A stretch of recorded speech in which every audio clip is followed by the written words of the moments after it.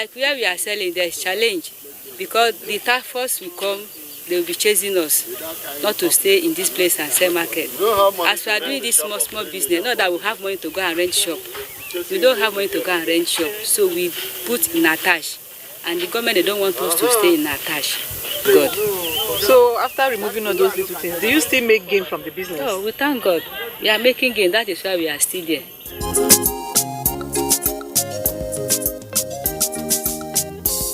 We're talking on how the FCT is being fed. And I am at the Duse Alaji Modern Market. It's actually the biggest market in the FCT. But first of all, let me go and check on the chairman of this market.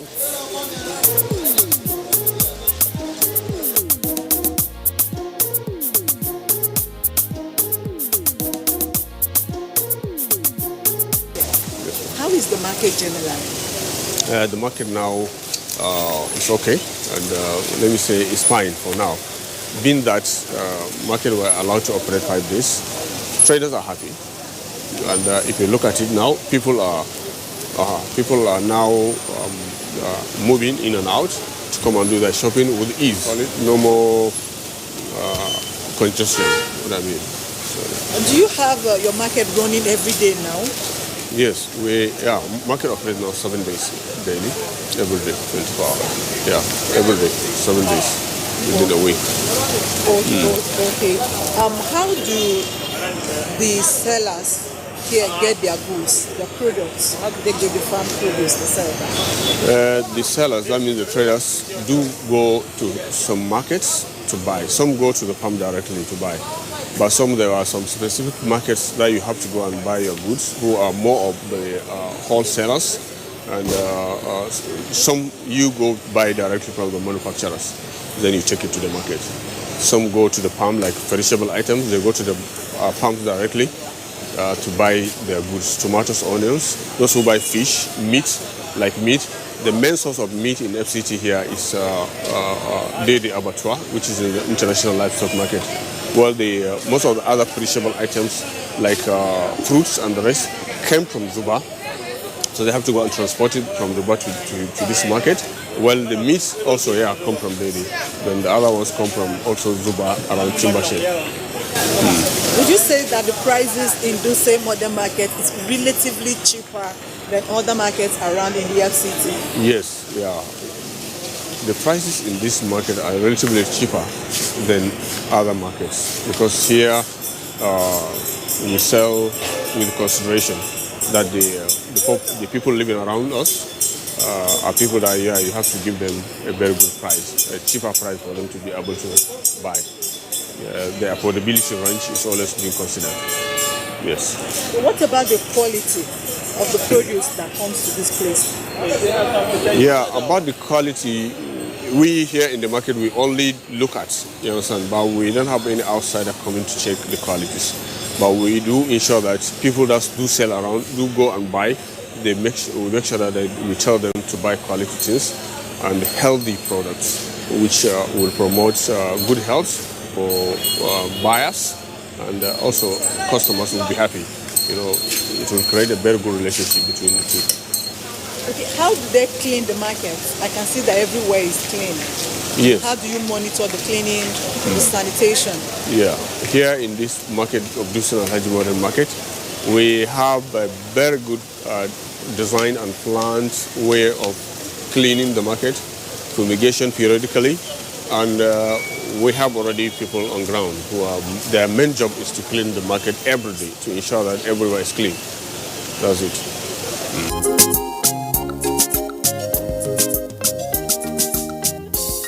We love speaking with FCT residents. And it is commonly assumed that women are the one who stock up the house. But this time we decided to ask the men. Yes, we swung the other way. Where do they buy foodstuffs from?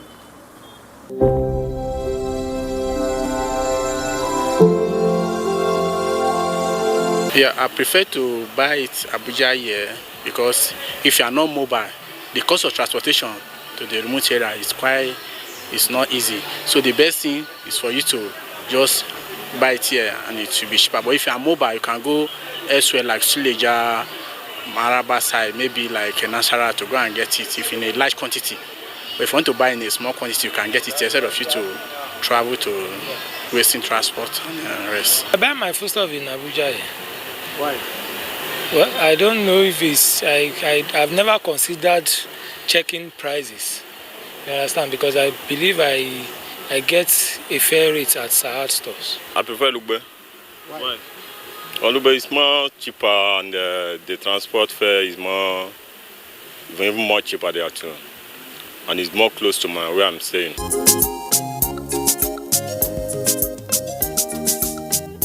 Now, let's give you tips on how to source for food in the FCT.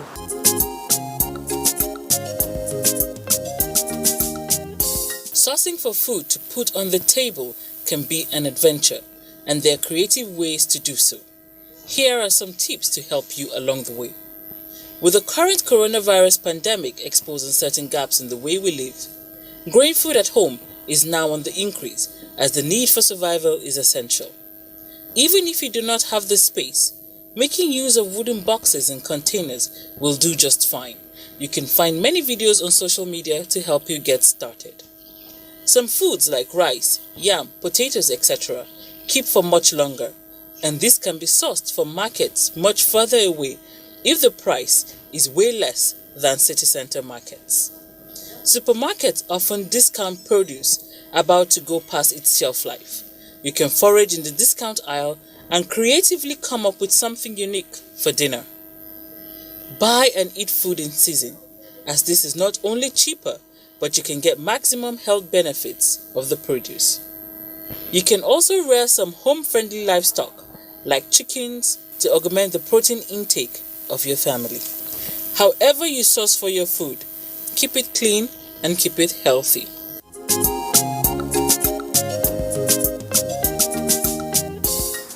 Eating is a necessity, but eating intelligently is an art. We all eat, and it will be a sad waste of opportunity if we eat badly. This is where we conclude today's episode of Window on Abuja. See you next week. Till then, stay safe. My name is Rahab Okwe, and it is bye for now.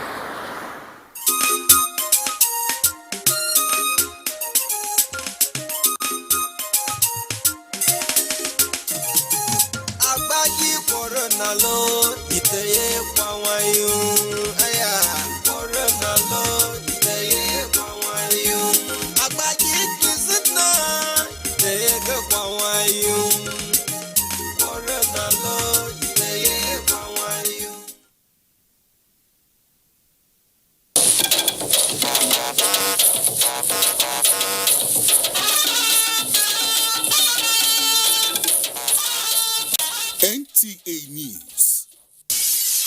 When the news breaks, we mend it and present it without blemish. NTA News, authentic and authoritative. You can follow us on all our social media platforms: Facebook at NTA Network News, Instagram at NTA Network, Twitter at NTA News Now, YouTube at NTA News Online. All visit www.nta.ng. For live streaming, visit www.nta.ng/live. Now, you can stay updated on the go, be it on your TV, iPhone, laptop, or iPad, or download the NTA mobile application from your Play Store or App Store. NTA, you can beat the rich. In handing over the documents to the Federal Prime Minister, Alhaji Sir Abubakar Tafawa Balewa, Her Royal Highness handed over sovereignty to a new nation. This was the dramatic takeover by the new nation's own green and white flag.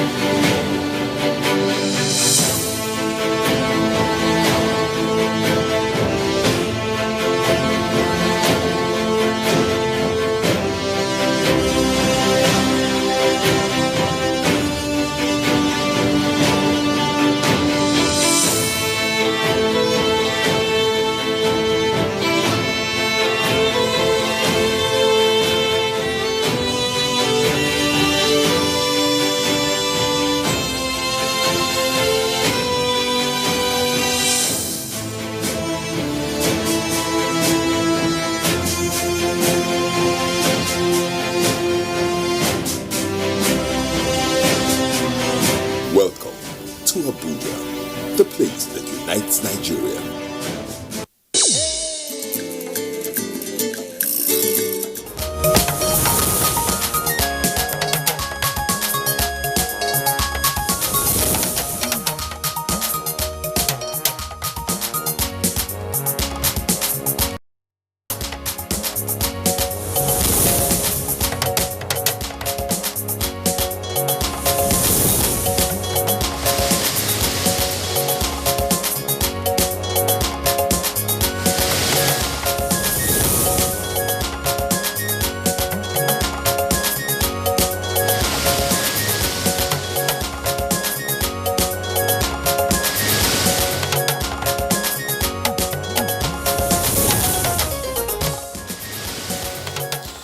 IGP bars federal SARS and other tactical units from routine patrol.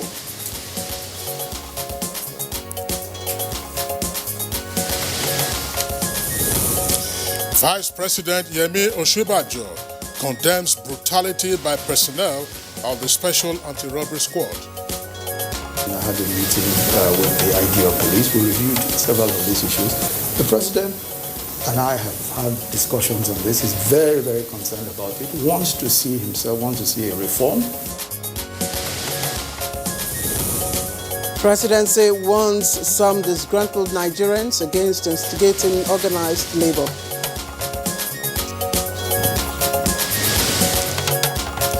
On Good Morning Nigeria today, we shall discuss the Ondo governorship election campaigns.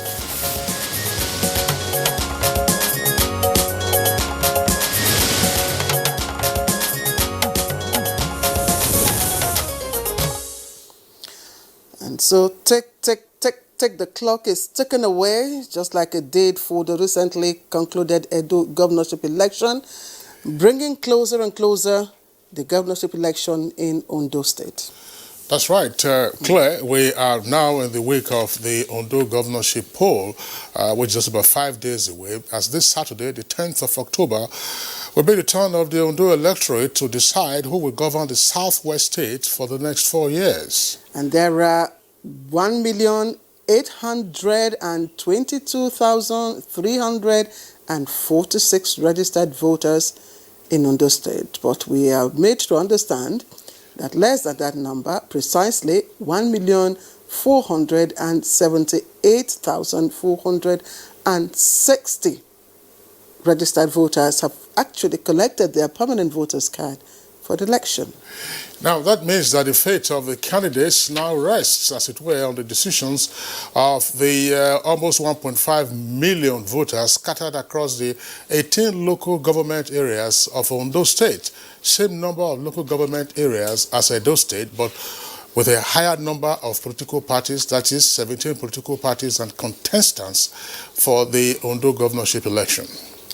Now, 17 eminently qualified contestants, you would say, having all been screened by the umpire, the Independent National Electoral Commission, INEC. But nonetheless, political pundits believe the contest would largely be between or among Rotimi Akeredolu, that's of course the candidate of the governing All Progressives Congress, who's also the incumbent governor, then Iyitayo Jagade, the candidate of the PDP, and the current deputy governor of Ondo State, Agbola Ajayi, who has since pinched his tent with the Zenith Labour Party, that's the ZLP, and contesting on that platform. Now, quite an interesting race for the Ondo government house, but it remains to be seen in a matter of days if the incumbent would retain or vacate his seat. Already, many Nigerians are looking up to INEC and other key players such as the security agencies and the electorate themselves for a reenactment, if not an improvement, in Ondo State of what played out in the Edo election in terms of the relative peace and credibility of the outcome of the polls. Indeed, Kingsley, although not initially as heated or tensed up as the build-up to Edo elections, the Ondo State is, of course, recording its own share of pre-election violence, like what transpired over the weekend in Akure, the state capital, which we understand recorded sporadic shootings at Obanla Junction, where political thugs went on the rampage with persons feared killed or injured in the process. Now, election-related violence remains an aspect of electioneering which Nigeria is still grappling with. And of course, oftentimes it will raise the need for political actors, security agencies, and even voters themselves, especially the youth, to, as it were, maintain the peace and ensure that politics isn't a do-or-die affair. Well, the Ondo governorship election campaign is our focus this morning as we did in the build-up to the Edo election. My name is Kingsley Osadolo, and I welcome you to Good Morning Nigeria, reaching you live on the network service of the Nigerian Television Authority, the NTA, and we are broadcasting from the nation's capital, Abuja. Indeed, Kingsley, there's so much more to learn from the just concluded Edo governorship election. So much lessons, so much outcome to learn, and we do hope that we will be able to, replicate, if not surpass, the integrity of the outcome of the elections also in Ondo State. I am Claire Delabo Abdul-Razak. It's always a pleasure to have you join us on this program every weekday, Monday to Friday. And thank you for waking up with us this morning on the program. We have the complimentary part of our program that will be coming up. We'll be taking a bit of business news, and that's, of course, after the morning news with Nolan Aber, which will be coming up in a few minutes from now. We'll also take newspaper review much later with Bayo Atoibu joining us. But let's now join Nolan Abel Ame for the highlights of the morning news. Nolan, good morning. Good morning to you, Claire and Kingsley. Good morning, Nigeria. Here is the news. Vice President Yemi Osinbajo has expressed concern over young Nigerians being indiscriminately brutalized by men of the Nigeria Police Force, especially the Special Anti-Robbery Squad and those in other tactical units. Speaking to newsmen at the Presidential Villa Abuja, the Vice President described such brutality as totally objectionable and unacceptable, assuring Nigerians that a reform in the police force to curb these excesses is in the offing. The arrest, maiming, killing of young people, of anyone at all, by these same individuals is completely wrong. It is unlawful, it is illegal, and anybody, all of those who are involved in this ought to be investigated and prosecuted. I had a meeting with the IG of police. We reviewed several of these issues. The President and I have had discussions on this. He's very, very concerned about it. Wants to see a reform. A few bad eggs within the police force causing a lot of these, and because it's all over the place in different states, there's a need, of course, to take serious action. I think that the IG statement is a good first step. Meanwhile, the Inspector General of Police, Mohammed Adamu, has banned the personnel of the Federal Special Anti-Robbery Squad and other tactical squads of the force, including the Special Tactical Squad, Intelligence Response Team, Anti-Cultism Squad, and other tactical squads operating at the federal, zonal, and command levels from carrying out routine patrols and other conventional low-risk stop and search duties, checkpoints, mounting of roadblocks, traffic checks with immediate effect. A statement by the force indicates that no personnel of the force is authorized to embark on patrols or tactical assignments in Mufti. The IGP's directives is against the backdrop of findings by the leadership of the force that a few personnel of the tactical squads hide under the guise to perpetrate all forms of illegality contrary to the standard operating procedure, Code of Conduct, and rules of engagement establishing the squads. The IGP has warned the tactical squads against the invasion of the privacy of citizens, particularly through indiscriminate and unauthorized search of mobile phones, laptops, and other smart devices. They are to concentrate and respond only to cases of armed robbery, kidnapping, and other violent crimes when the need arises.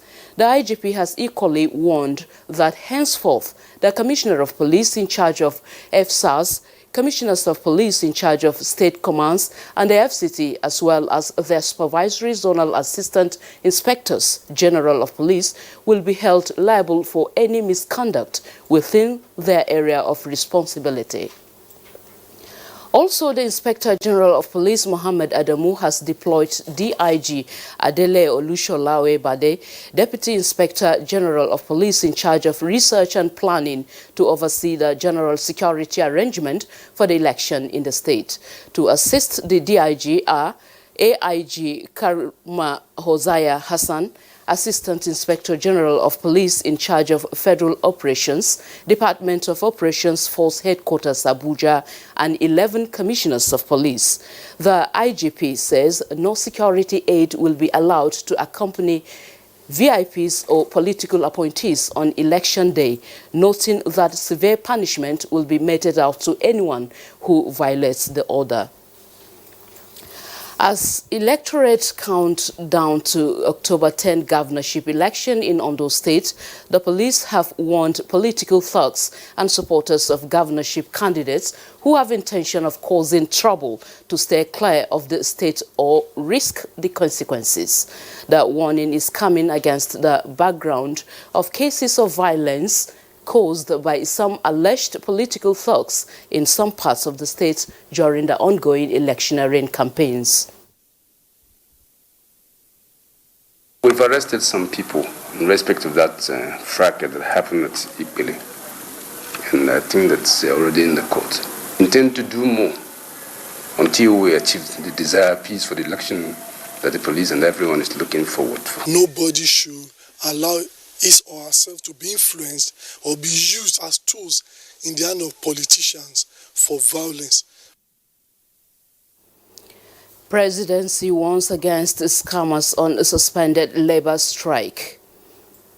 Since organized labor reasoned with the imperatives of fuel price adjustment last week and toward the path of sense in opening further window of dialogue on the service-based electricity tariff, some groups of Nigerians have been disgruntled. A statement by the special advisor to the president, Media and Publicity, Femi Adesina, says those interest groups had apparently perfected plans to use the strike by the labor unions as a smokescreen to unleash anarchy on the land, fomenting mayhem and civil disturbances. But the plan blew up in their faces and they have been in severe pains since then. They have launched a series of tirades against organized labor. The presidential advisor noted that such times of security, economic and social challenges call for all hands to be on deck and goodwill and support for government. New data coming in from the Nigeria Center for Disease Control, NCDC, indicate that there are 58 new cases of COVID-19, the lowest recorded in months across the country. These 58 new cases bring the total number of confirmed cases to 59,345 in Nigeria. Plateau State leads the breakdown with 18 new cases, Lagos 15, Katsina 10, Ogun 5, Kaduna 4, Edo has 3, while Ekiti, Ondo and the FCT recorded 1 new case each. Lagos maintains the lead in the NCDC case per state chart with 19,651 cases.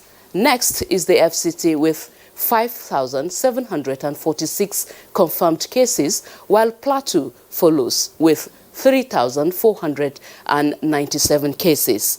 50,768 recovered patients have been discharged with 1,113 deaths on record for now. And that's the morning news. The program returns with Kinsley and Claire after this break. Good morning.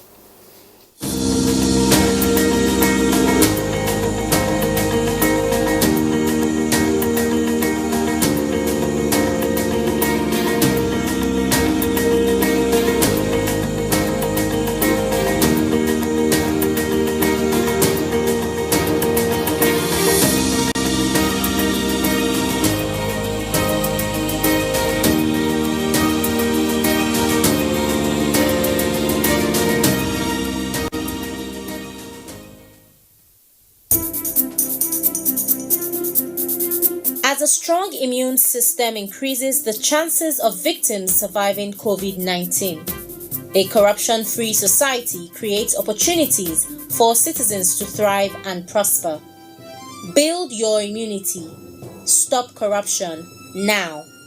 Report all acts of corruption to ICPC on this toll-free number 0800 22 55 4272.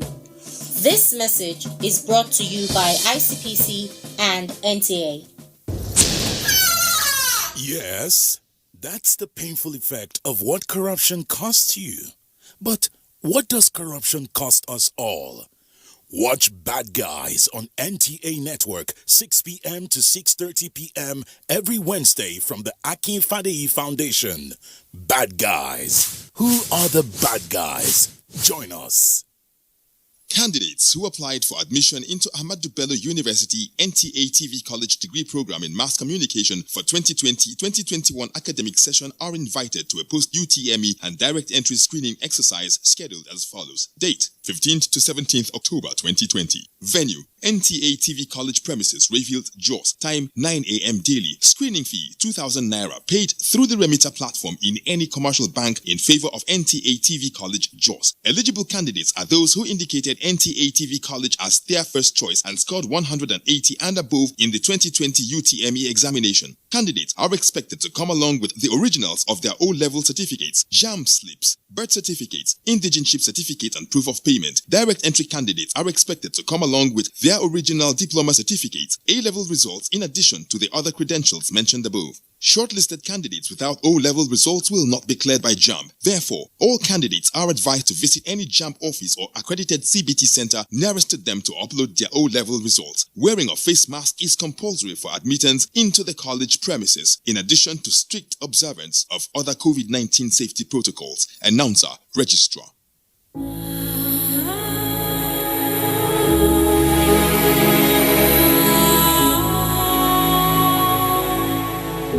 Nigeria is a rich nation of green land, rich resources, countless crops and commodities sufficient to feed and provide a means of livelihood for her teeming population.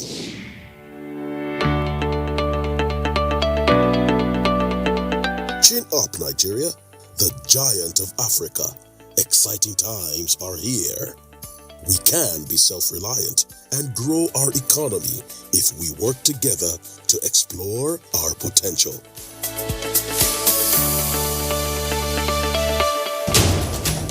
It takes a whole nation. Let us get involved. Buy Nigerian to grow Nigeria.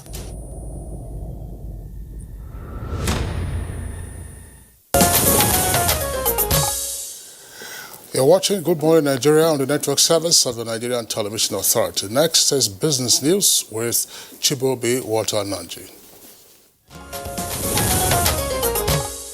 The Federal Ministry of Finance, Budget and National Planning and the Office of the Senior Special Assistant to the President on Niger Delta, in collaboration with the Food and Agriculture Organization of the United Nations, are working together to ensure improved food production in the Niger Delta to diversify the region's economy. This was at the one-day stakeholder sensitization workshop in Abuja. This is even as the federal government's Ogoni clean-up exercise has attracted commendations from key players. The ecosystem of the area is highly diverse and supportive of numerous species of terrestrial, aquatic, flora and fauna, and also human life. We are also working on the fish value chain. We are taking over. We worked with the Federal Ministry of Agriculture. We've gotten their buy-in. Meanwhile, the Nigeria Extractive Industry Transparency Initiative (NATI) is set to launch a publication on the impact of mining on women, youth and other vulnerable persons in selected communities in Nigeria. This will also x-ray the impact of the 13% oil derivation allocation accruing to oil-bearing communities in Nigeria. The publication will also focus on the mining of coal, limestone, gold, lead and zinc in the production communities to establish the correlation between the type of minerals exploited in the area and the socio-economic and environmental impacts of the mining activities on women, children, and other vulnerable members in the affected communities. With Business News, I'm Chimubi Walter Naji. All right, many thanks for the business package, Chimubi Walter Naji. Newspaper reviews coming up next. Don't go away.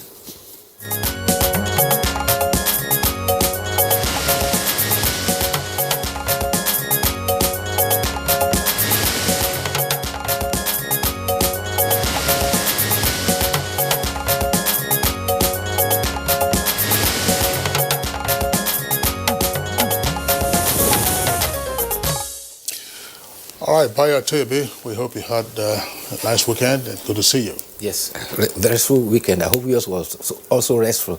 Good morning, Kinsley. It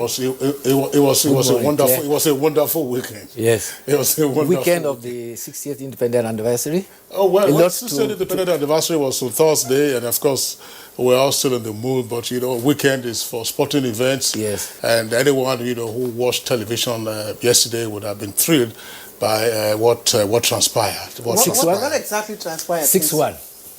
What transpired, Kinsley? Humiliation. You're not on top of your news? Why should I be all right. Man United were dismantled. Dismantled. 6-1. It's not the first time. There was by the special one. And then Liverpool met their Waterloo at the hands of Aston Villa. 7-2, goal difference of 5 each. Sometimes when the underdog springs a surprise of that nature, an astonishing surprise, it's part of the thrill of the game. Yes. To see where an otherwise fluent side just turn ragged and unable to coordinate itself, and the goals just pouring in as though it were a rugby match. And Arsenal? As some person said. Or Arsenal 2-0. Clean. Arsenal was 2-1. Just like Real Madrid, which was 2-0. If you saw the last goal by Benzema. The way Kinsley talks about football, one would think that he likes football, but let me tell him that these are the early days. The league still have about how many I agree. Still go? I agree with you. Yeah. I wish you would be that passionate about our own Nigerian league. Yeah, I am. I discussed Bendel Insurance, Kinsley really watches our local... He discussed Bendel Insurance when Kylian is here to discuss Rangers, and then they will tango. Yeah, because this is October 2020. October 1978, FA Cup final. Yes. National Sports Stadium in Lagos. Yes. Check out what happened. Yes. Bendel Insurance against Rangers. Mm-hmm. What happened? First half. What happened? Second half, it was complete 3-0. What happened? That was a humiliation that of was Rangers. Just a one-off against Rangers. No, it was a one-off defeat against Rangers. You see, Rangers. Those were the days when Nigerian football were interesting. The national stadium that day was packed. There was a final. ICC versus Rangers. It was almost like a war. They had to move it from the National Stadium to Ahmadu Bello Stadium, Kaduna. And they had to put all soldiers on alert. But that is when the Nigeria football was. Gentlemen, can we stop football for now? Yeah, very interesting, because in the semi-final of that season, 1978, Bendel Insurance thrashed ICC Shooting Stars.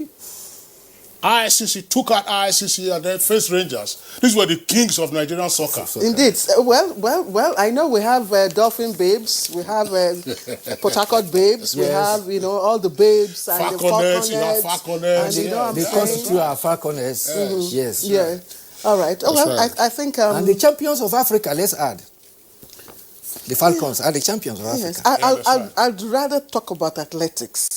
Yes, because she was a sprinter. Yes. Mary Onyali, she was a contemporary of Mary Onyali. Mary Onyali was, she made us proud.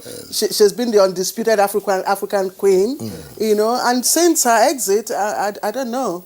Those of course, Blessing Okagbare came on. Those glorious days can still come back. Yes, we have the youths. Absolutely. All we require is the environment and the determination. Absolutely. Let's hope so. But when you have a pleasant weekend like that, it's always thrilling. Now the newspaper review. Now the newspaper review. Yes. For which we are here, Bayo. Yes. Let's get on with it. Would you start with the Punch or I start with the Nation? No, I think let's begin with okay, let's begin with the Punch newspaper. Your punches. Let's begin with the Punch. And the lead story, of course, is a story that has been on the news, on our news bulletin a while ago. Outrage grows over SARS menace. Oshibajo and others condemn killings, arrests, and extortion. Nigerians don't know difference between policemen and armed robbers. That's according to the Vice President. Nigerians don't know difference between policemen and armed robbers, according to the Vice President. Save Nigerians from SARS killings. Activist begs Buhari at National Assembly. Inspector General stops squad from patrols, checkpoints, and stop and search, and others. And then above the nameplate says, bank shouldn't lend to states without our approval. That's according to the FRC, that's Fiscal Responsibility Commission. Details on page 30. Travelers must bear full costs of COVID-19 tests, PTF. IPPIS, varsities senior staff begin 14-day warning strike today. Oil firms' debts near 5 trillion naira amid price collapse. And 2 earpieces, PDP lacks moral authority to query Buhari, says APC. Only state police can deliver Nigeria from sinking. That's attributed to a retired general. And then you have the photographs there on the front page. Kano Hisbah officials enforcing the Sharia law on haircuts, mode of dressing, and others in Kano. That took place on Sunday. So an emergency haircut there for one of those persons. And then the enforcement of the dress code. Matawale has rescued 11 kidnapped victims, paid no ransom. That's according to an aide, page 9. CP orders probe as policeman kills teenager in Abuja. There will be crisis if Ondo poll is rigged, and that's attributed to the PDP, page 18. Flood sacks Kogi Assembly members, cuts off highways. Flood sacks Kogi Assembly members, cuts off highways. Fleeing Kano housewife who killed 2 children, arrested. That's a sad one there. It was trending over the weekend. Details on page 4. Assembly not plotting to impeach Ishaku and Speaker, according to a lawmaker, with details on page 18. But I think you should. There are very serious stories that Kingsley has. Let's start with the issue of the SARS. The Inspector General of Police has announced immediate ban of all activities of the Federal Special Anti-Robbery Squad, otherwise known as FSARS, and other tactical squads. They are banned from carrying out routine patrols to stop and search duties, checkpoint, as well as roadblocks and traffic checks. The police say that this is to stem the tendency of some personnel of the tactical squad to carry out illegal activities against the standards of operations. This is sequel to the shooting of a young man in Ughelli in Delta State. The affected agencies of the police are the Federal Special Anti-Robbery Squad, FSR, Special Tactical Squad, STC, Intelligence Response Team, IRT, and Anti-Cultism Squad. As well as the federal, zonal, and command levels are to effect the directive of the Inspector General of Police. The latest concern is the state of health of the President of the United States, who tested positive to COVID-19, as well as the First Lady on Thursday. The President, who had teased his opponent during the last presidential debate for wearing masks, had to wear masks when he was freighted to Walter Reed Medical Center. He is said to have received oxygen during the period of his hospitalization, but he appeared on the video to say that he's starting to feel good. There are indications that the president may have tested positive earlier on, because when he held a Rose Garden ceremony last week about a Supreme Court nominee, many of those who attended have tested positive. They include 2 senators, Republican senators, a governor of New Jersey, and Reverend John Jenkins, as well as his advisor, Kelly Conan. Already, his campaign manager, Bill Stevenson, is also among those who have tested positive.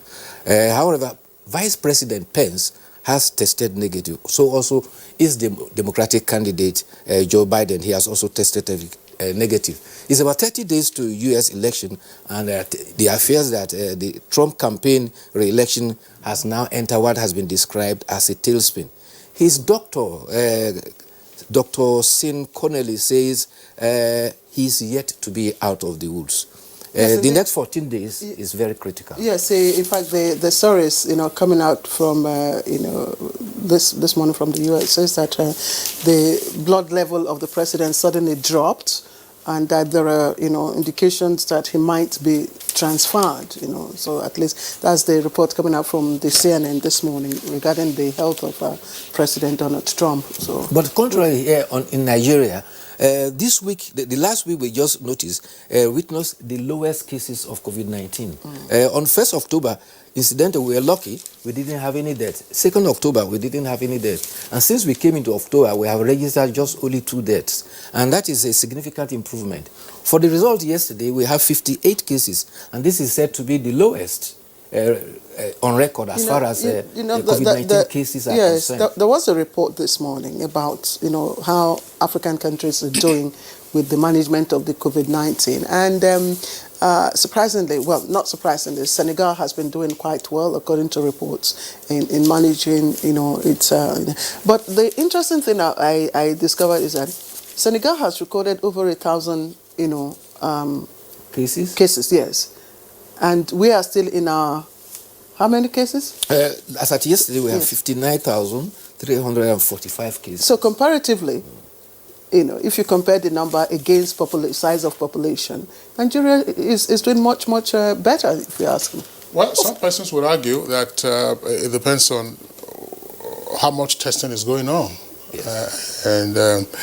That's the argument of some persons. But for me, what is critical is if you test, a case is positive, then what about the recovery rate?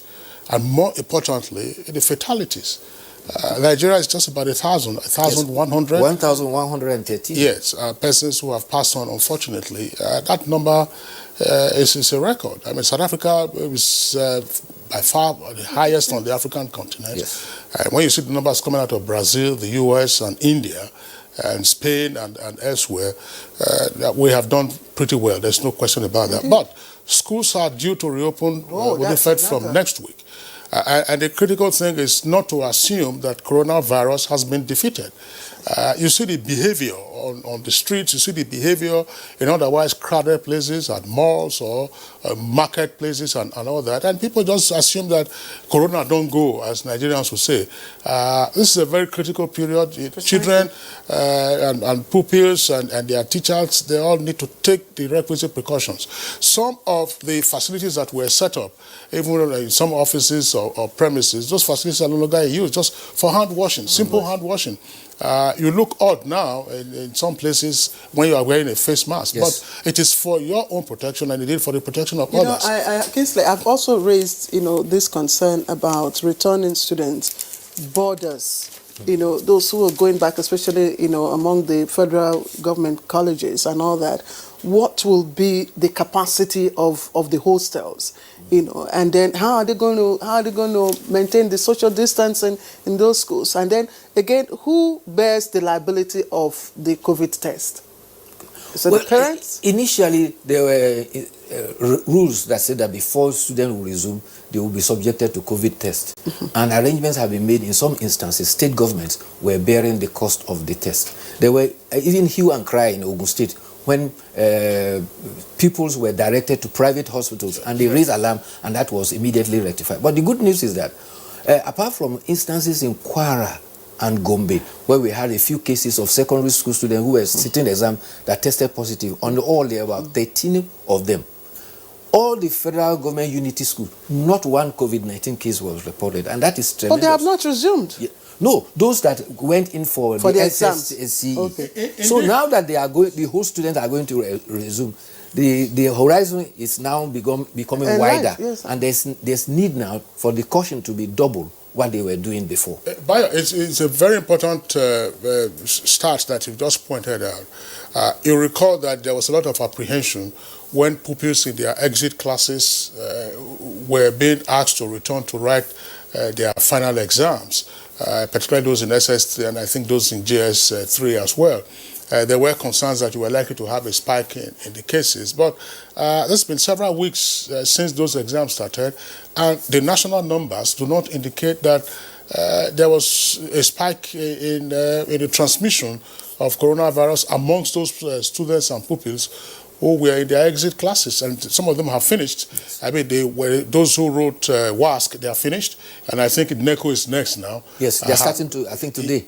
NECO is starting today. Supposed to commence today. That's right, so NECO is today, but the critical thing is that as you have more numbers now in the lower classes, the school authorities ought to take the requisite precautions. Yes, vigilance should return to our schools. Yes, and don't also forget that the Minister of Education has indicated that universities are likely to resume anytime, either this week or next week. In the meantime, varsity senior staff are beginning 14-day warning strike. You know, it's like NASU and SANU. NASU and SANU. I don't know. You know, this thing about strike. Nigeria strike has become like Nigeria, turning Nigeria into an old rag. They try to mend here, one strike here, then another one evolves from there. Well, the story about SARS, Vio, you are silent. I started with the story about SARS. About SARS, yes. I mentioned the action taken by the police, and the instruction is supposed to go down from the federal, zonal, and all the state levels. We had the same instructions. Yes, during the tenure of Inspector General Ibrahim Kotu. In fact, at that time, what happened was that, they said all state SARS should be disbanded, and only federal SARS should be retained. Now you are seeing the same bananas creeping in, as it were, into federal SARS. There is a panorama story, it's a feature story, it's an interview on page 3 of the Punch newspaper. If you can focus on that right away, you'll see the headline. It said, policemen who abducted and forced me to pay them 100,000 naira said they would kill me. Nobody would know my whereabouts. Let's see that on the screen right away. Well, you see, unfortunately, there are bad eggs among the police, and unless they fish them out, the tendency is that these few bad apples will tend to earn a bad name for the tremendous job that a majority of the law-abiding officers are doing. And so it's just like when you have one foul egg among a bunch, because the smell fouls the environment. It creates an impression that all the eggs are bad. But certainly one bad apple cannot spoil the whole bunch. But police must comb their rank and file and throw out all these bad eggs who are earning them a bad name. They are doing a tremendous job. No question about it. Looking at their population, the number of police we have in the country, less than 300,000 for a population of about 200 million. Far below the UNESCO recommended standard. These bad eggs. One, what are the entry level requirements other than just academic qualifications and all that? Process. And then what is the continuing examination and review of the men who are on the beat? Sometimes they work under very stressful conditions, no doubt about that. And then they have access to firearms in the first instance. What do? Is their remuneration over and above what their colleagues who do not face the same risks earn? These are the kind of things that we should, because as the Vice President is quoted as saying in this rider, Nigerians don't know the difference between, I would say, some policemen and armed robbers. Because the story we are talking about on page 3 says, in part, they kept on telling me that they will report me to the EFCC, and once the EFCC got involved, I will have to pay a bail of 5 million naira, and the EFCC will give them a commission of 2.5 million. Sometimes also, I think there's a need to also subject some of our personnel. So some of them may be going, like Kingsley said, going through some psychological, distress, some mental health issues, and we need to also deal with that. Again, mental health issues, psychological issues arising from conditions of work, in the places of work. And it's not everybody that, have the same stability. Yes, mental That's right. So as Bayo said, they are doing a tremendous job, no question about that. I mean, the IRT, for instance, that is the IG's response team, has busted a number of kidnapping cases and all that. But it is just the conversion of these good deeds by some of the elements into an extortion machine and misuse of firearms. Some of them don't have finger discipline. I think we should be careful. Provocation is just firing. The other area of concern is election coming in Ondo. There was a clash between the two leading parties in Akure. But the good thing is that the elders there are already making initiative. The Oshimawe of Ondo, Oba Victor Kiladijo, has organized a peace meeting, and he has called the politicians there. And he says that he told the political leaders to promise to abide by election rules and ensure that there is zero thuggery in his domain. And he specifically emphasized that he doesn't want any of his subjects' blood to be shed for the case of politics. That's the focus of our conversation on Good Morning Nigeria. So, but I wanted to just add before I take the editorial quickly that we must be careful not to throw away the baby with the bathwater. Yes. You know, it's not every policeman or every member of the FSANS, you know, that is bad. We must devise a way of, you know, dealing with the bad eggs. Yes. That's just it. All right. The editorial, we don't have much time, but it's on the imperative of the petroleum industry bill and the necessity of having that passed and cooperation of interest. But we don't have time for you to look the long at and short of it is that our downstream petroleum sector and upstream, everything depends on the PIB. And the PIB incorporates about 16 laws, and luckily, it went to the National Assembly last week. And the National Assembly has promised the nation that they will do something very quickly. Even for the effectiveness of the auto gas policy. Yes. The PIB bill, you know, must be in place to address some of the issues, you know, that the gas policy raised and all that. So, Bayo, I think Kingsley. The good thing is that today is October 4th, and oil price had dropped to $39.27, and so it's likely to be that there will be a drop in pump price. And when the prices rise again, certainly. But that's the beauty of the deregulation. Yes, up and down fluctuations. A pendulum. It swings. That's right. Because, I mean, consumers will get used to it eventually. Yes. They will get used to it. All right, Bayo. Thank you. Thank you too. Go out and you have a good week. This is Good Morning Nigeria. Well, today our focus is on Ondo State governorship election upcoming this Saturday. Don't go away. We will commence our conversation in just a minute.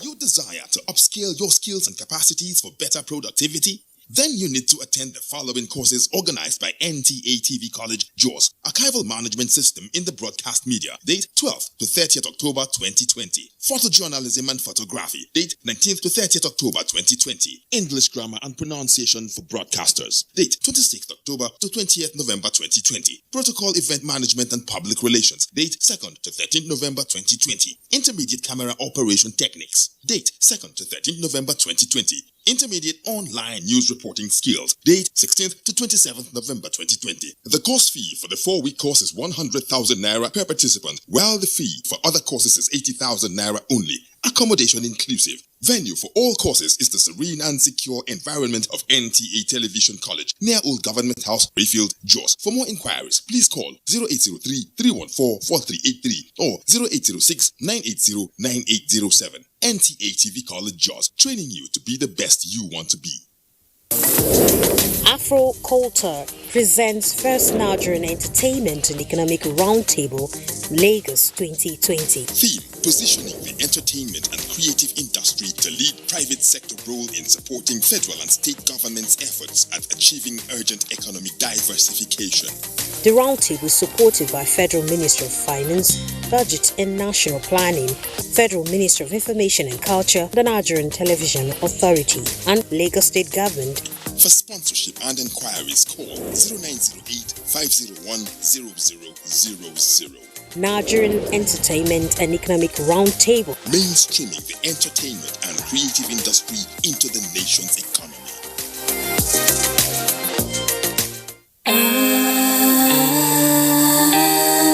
Moments can be ordinary. It's what we make of them that really matter. Make the best of every moment, every day, like super moms do with Indomie. Moments to laugh with Indomie. Moments to learn with Indomie. Moments to care with Indomie. Moments to share with Indomie. Moments like no other to appreciate. Super Moms create special family moments with your love. Celebrate these delicious moments with Indomie noodles. Indomie noodles, Tasty nutrition, good for you. You're watching Good Morning Nigeria live on the network service of the Nigerian Television Authority. Now, to kickstart our conversation, which is on the forthcoming Ondo governorship election, let's listen into this background report by our correspondent, Abdusalam Jibril.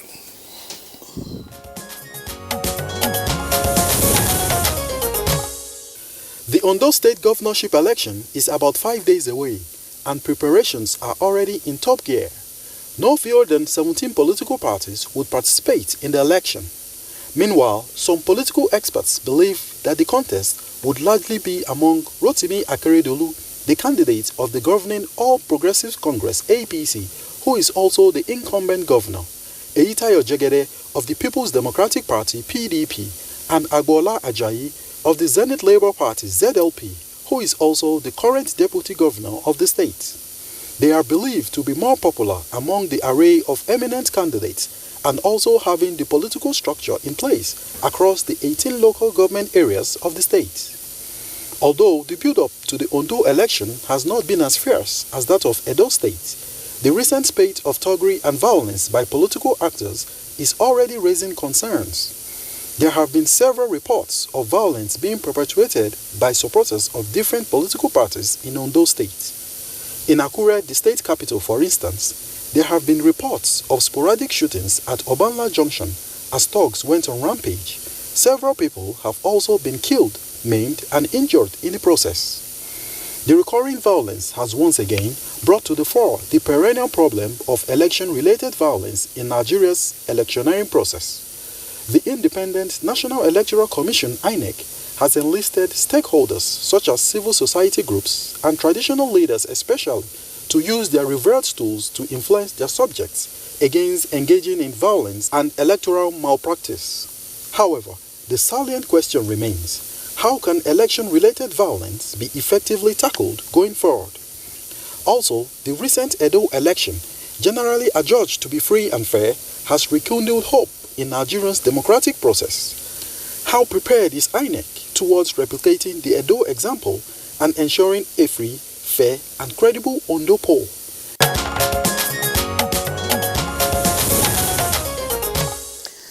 All right, it's Ondo's turn today on Good Morning Nigeria. Let me introduce our guest right here in the studio. Jide Ojo is our in-house public affairs analyst, although sometimes we do loan him out to other media organizations. Jide, thank you for joining us. My pleasure. Good morning, Nigerians. I'm on loan now. All right. We also have here... You're on loan or free transfer. We have Dr. Ismail Bello, who is a lecturer with the Bayes University here in Abuja. He's also a public affairs analyst. We had him here also during our discussions on Edo governorship election. Thank you for joining us. Thank you for inviting me. Good morning, Nigerians. All right. Of course, we will be joined in the course of the conversation by one of the contestants in the governorship election. He's the incumbent governor, Oluwarotimi Akeredolu, senior advocate of Nigeria. He'll be joining us via Skype from Akure. That's the Ondo State capital.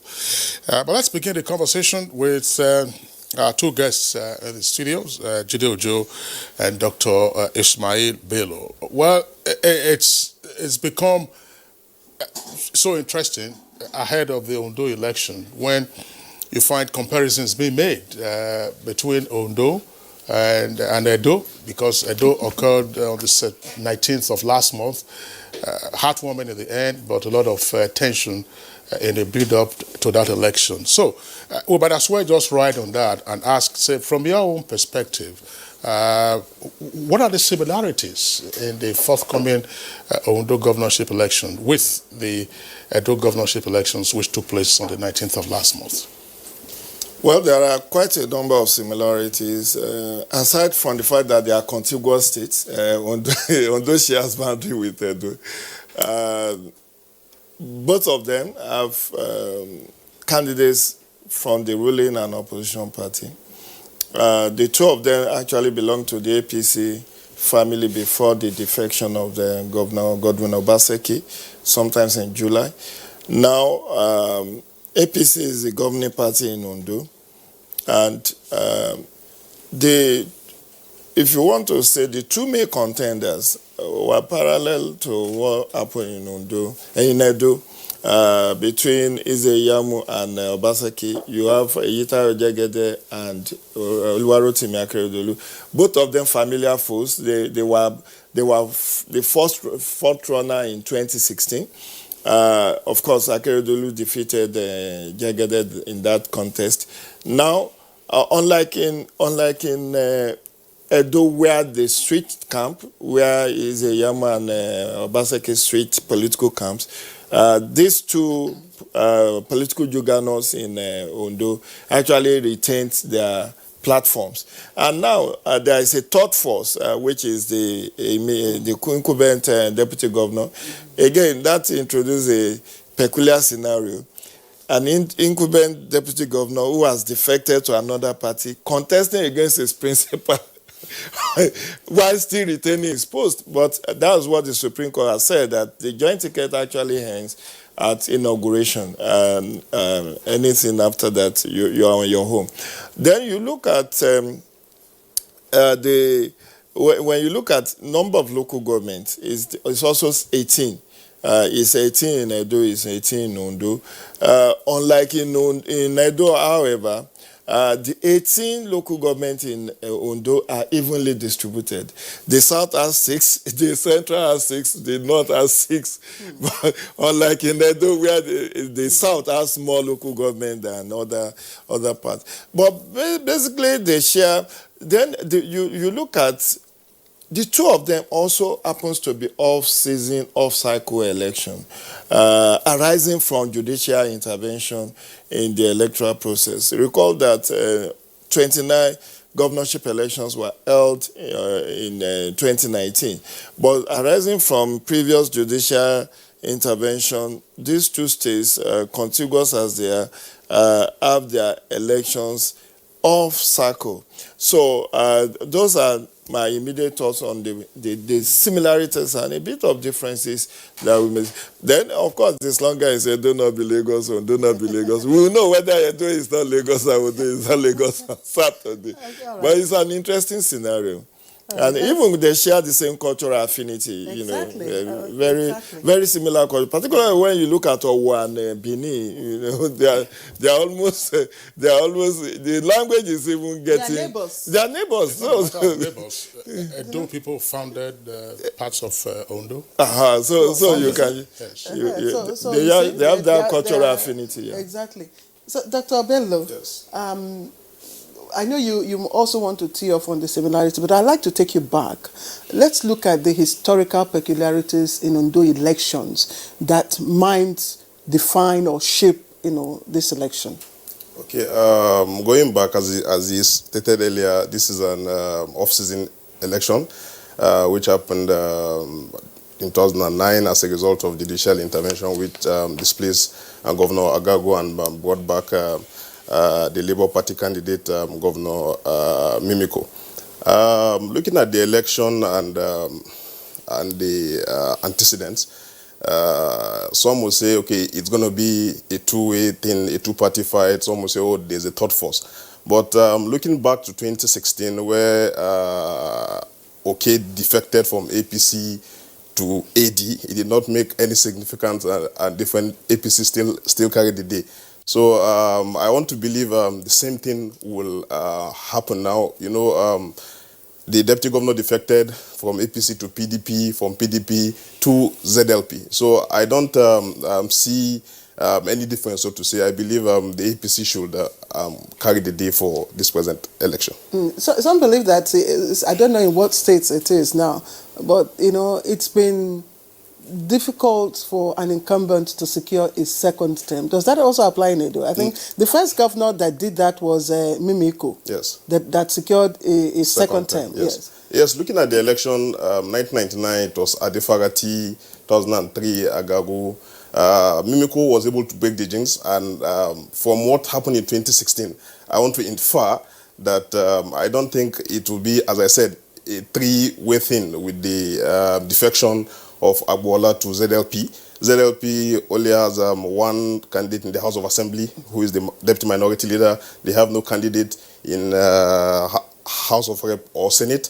PDP has two candidates, two members in the Senate, while some members in the House of Reps. Let me say after the primaries, the governor was able to bring back, consult widely and ensure that the grievances and issues that happened in 2016 that led to the defection of some party juggernauts won't repeat itself this time. So I believe the coast is somewhat clear for the governor.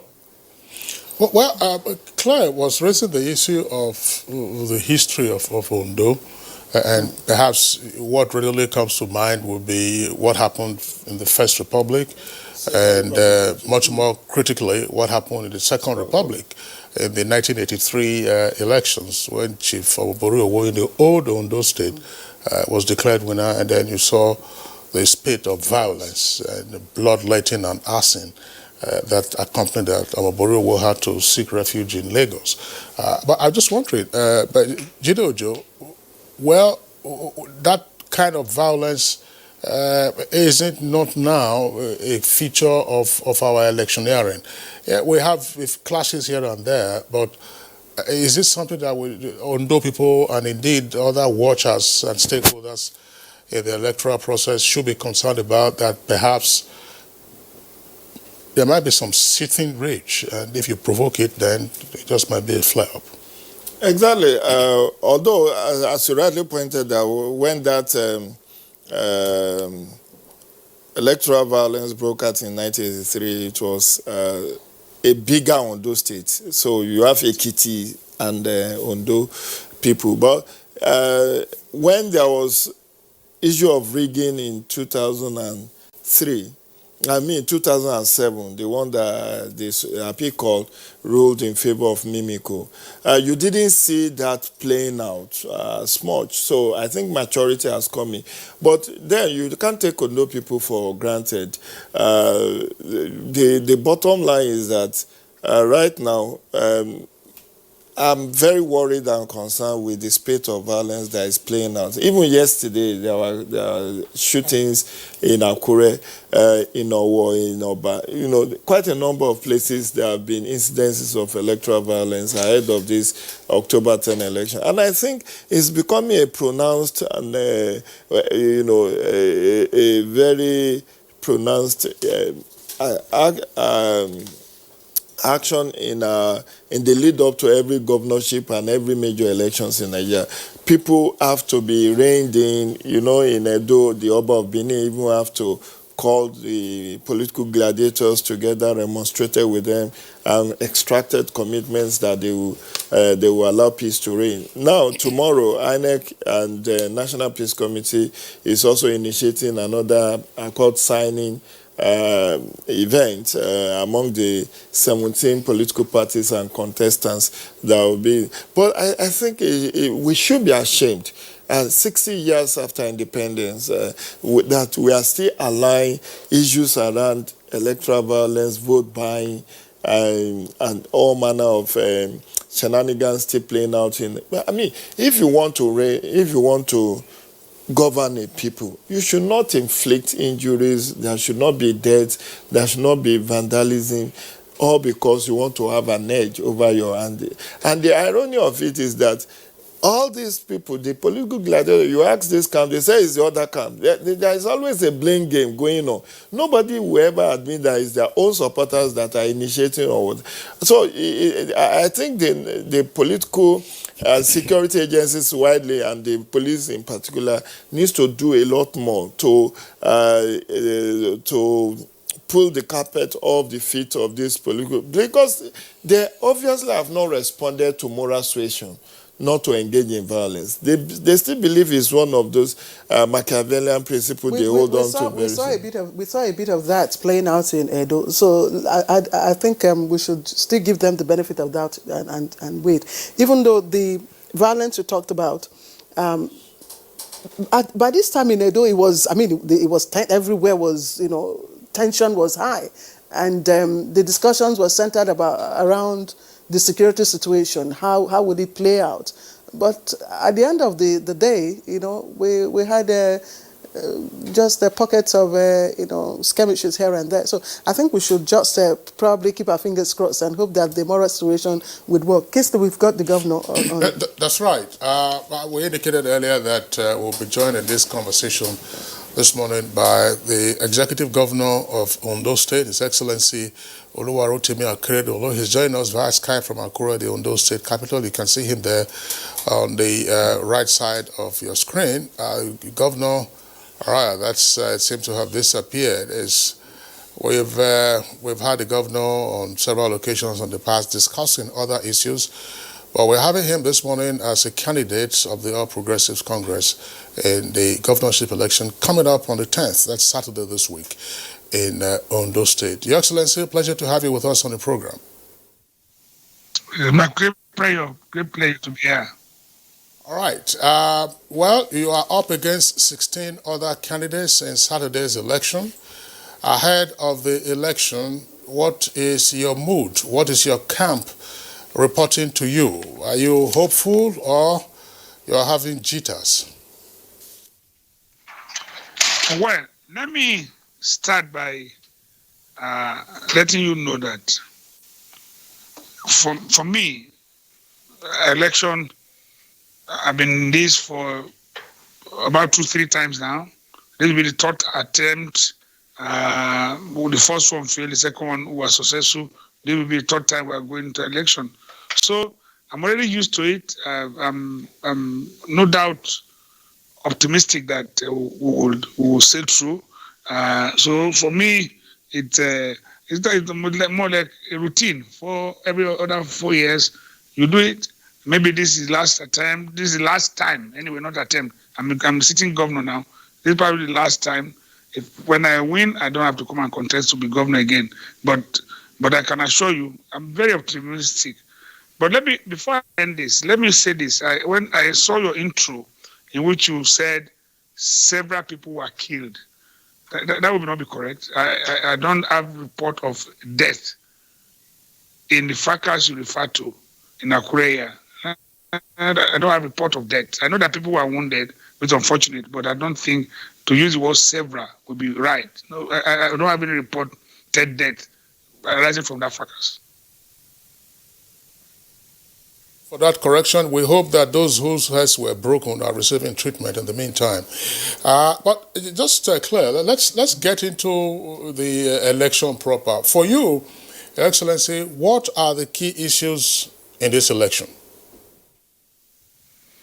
Well, for me, the key issues in this election is that it appears to me like a referendum. The people will have determined, for instance, to look at what we have done in the last 3.5 years. That we were sworn in February 24th and 2017. So in the last 3.5 years, it's a referendum to see we have delivered on our promises, and if we have done rightly or we have done right in the face of the people, then they make a choice. And for me, the choice is clear. There's something that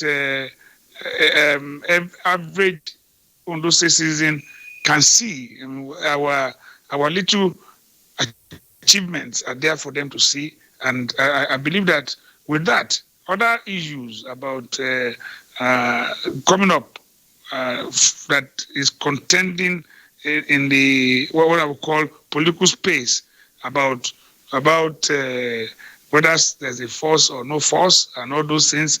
I'm not too sure those ones will come to play. The people are fairly a bit politically,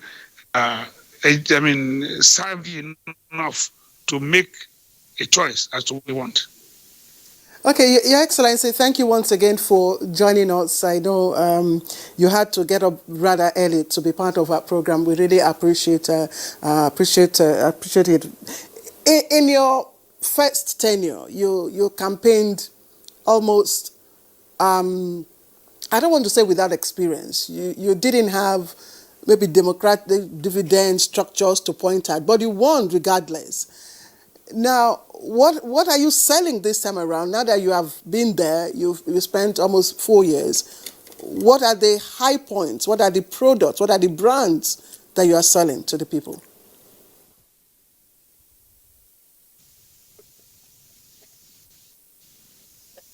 Hi. So sorry about this. You are not clear. I didn't hear you well. Okay, I am clear. That's my name. The audio wasn't clear, Your Excellency. I said during your first tenure, when you won, without, of course, being in government, without having tangible structures to campaign on. But now that you've spent almost 4 years, you now have structures. So what are the products that you'll be selling to the people? What are the brands that you are marketing? Well, let me thank you for this question. It would not be right to say we didn't.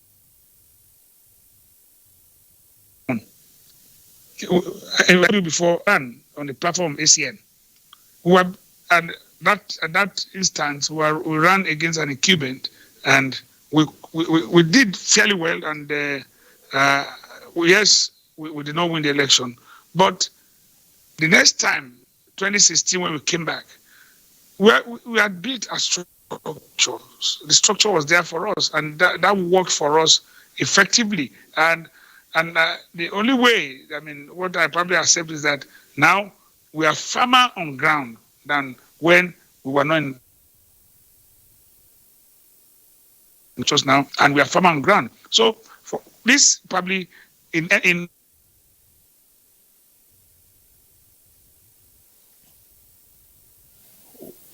Well, it appears the Skype connection there is poor. Well, if he's back, we can have him on.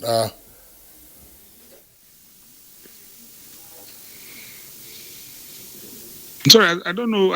There's this We can hear you. We can hear you now. I'm sure your techies can sort that out from your end.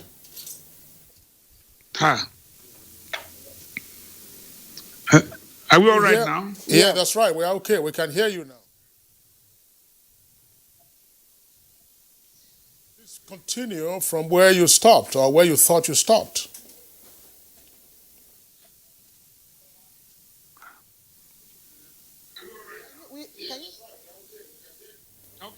What I said clearly was that for now,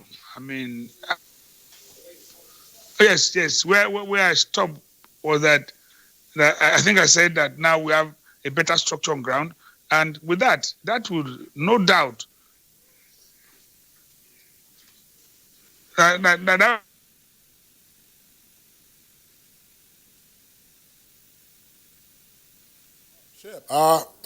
it looks like the Skype connection from Ondo is having some glitches. We hope that both ends are able to sort that out. But let's return to our studios, and then when we come back, when we have some news about the governor's Skype, then we can return to him. Dr. Ismail Bello, of course, you listened to His Excellency speak, and then there was also the question that was posed earlier about similarities and dissimilarities. It's except in some of the very troubling circumstances, it's often an uphill challenge against an incumbent. Are there advantages and disadvantages on this occasion? Yes, as I said during the Edo discussion, the incumbent always have that advantage. The political patronage, he has appointees, people he gives contracts to, people that admire him, and so on and so forth. So he's more firmer on ground than someone who is trying to break in from outside. At least there's a commissioner from each of the local government, there's a chairman of the local government, there's a SA, and so on and so forth. So we've seen situations whereby incumbency factor did not really work, but I believe it's in very few instances. As I stated earlier on, looking at the trajectory of Ondo election and the jinx has been broken, it's possible for a governor to win the second time, and I believe it's going to repeat itself for this election. Why are you so confident? looking at what happened in 2016, despite the defection of who is a very strong, yes, you know, and this hues and cry of power shift to Ondo South, the deputy governor being the forefront, I don't think it's going to come to fruition. You can, from the last election, the governor pulled about 200-something-thousand, pulled 150-something, Eitayo one something or thereabout. So, and as you said, he has more projects now to sell to his people and so on and so forth. So, and as I stated earlier on, PDP is in the forefront of saying, okay, Ondo no be Lagos. That can play out now. Because even in 2016, there were discussions that some certain power interests were not for the governor in 2016 that led to the defection of to AD, and they supported him and so on and so forth. So with those power interests now behind him and a lot of stakeholders in the APC, I believe the coast is clear for APC. Mr. Jideojo, so let's also look at the outcome or lessons learned from Edo. You discover that Edo in Ondo State now, it's the APC and other parties, 16 other parties. In Edo, people voted not really for party, based on the evaluation of monitors and observers, not really on party, but voted personalities.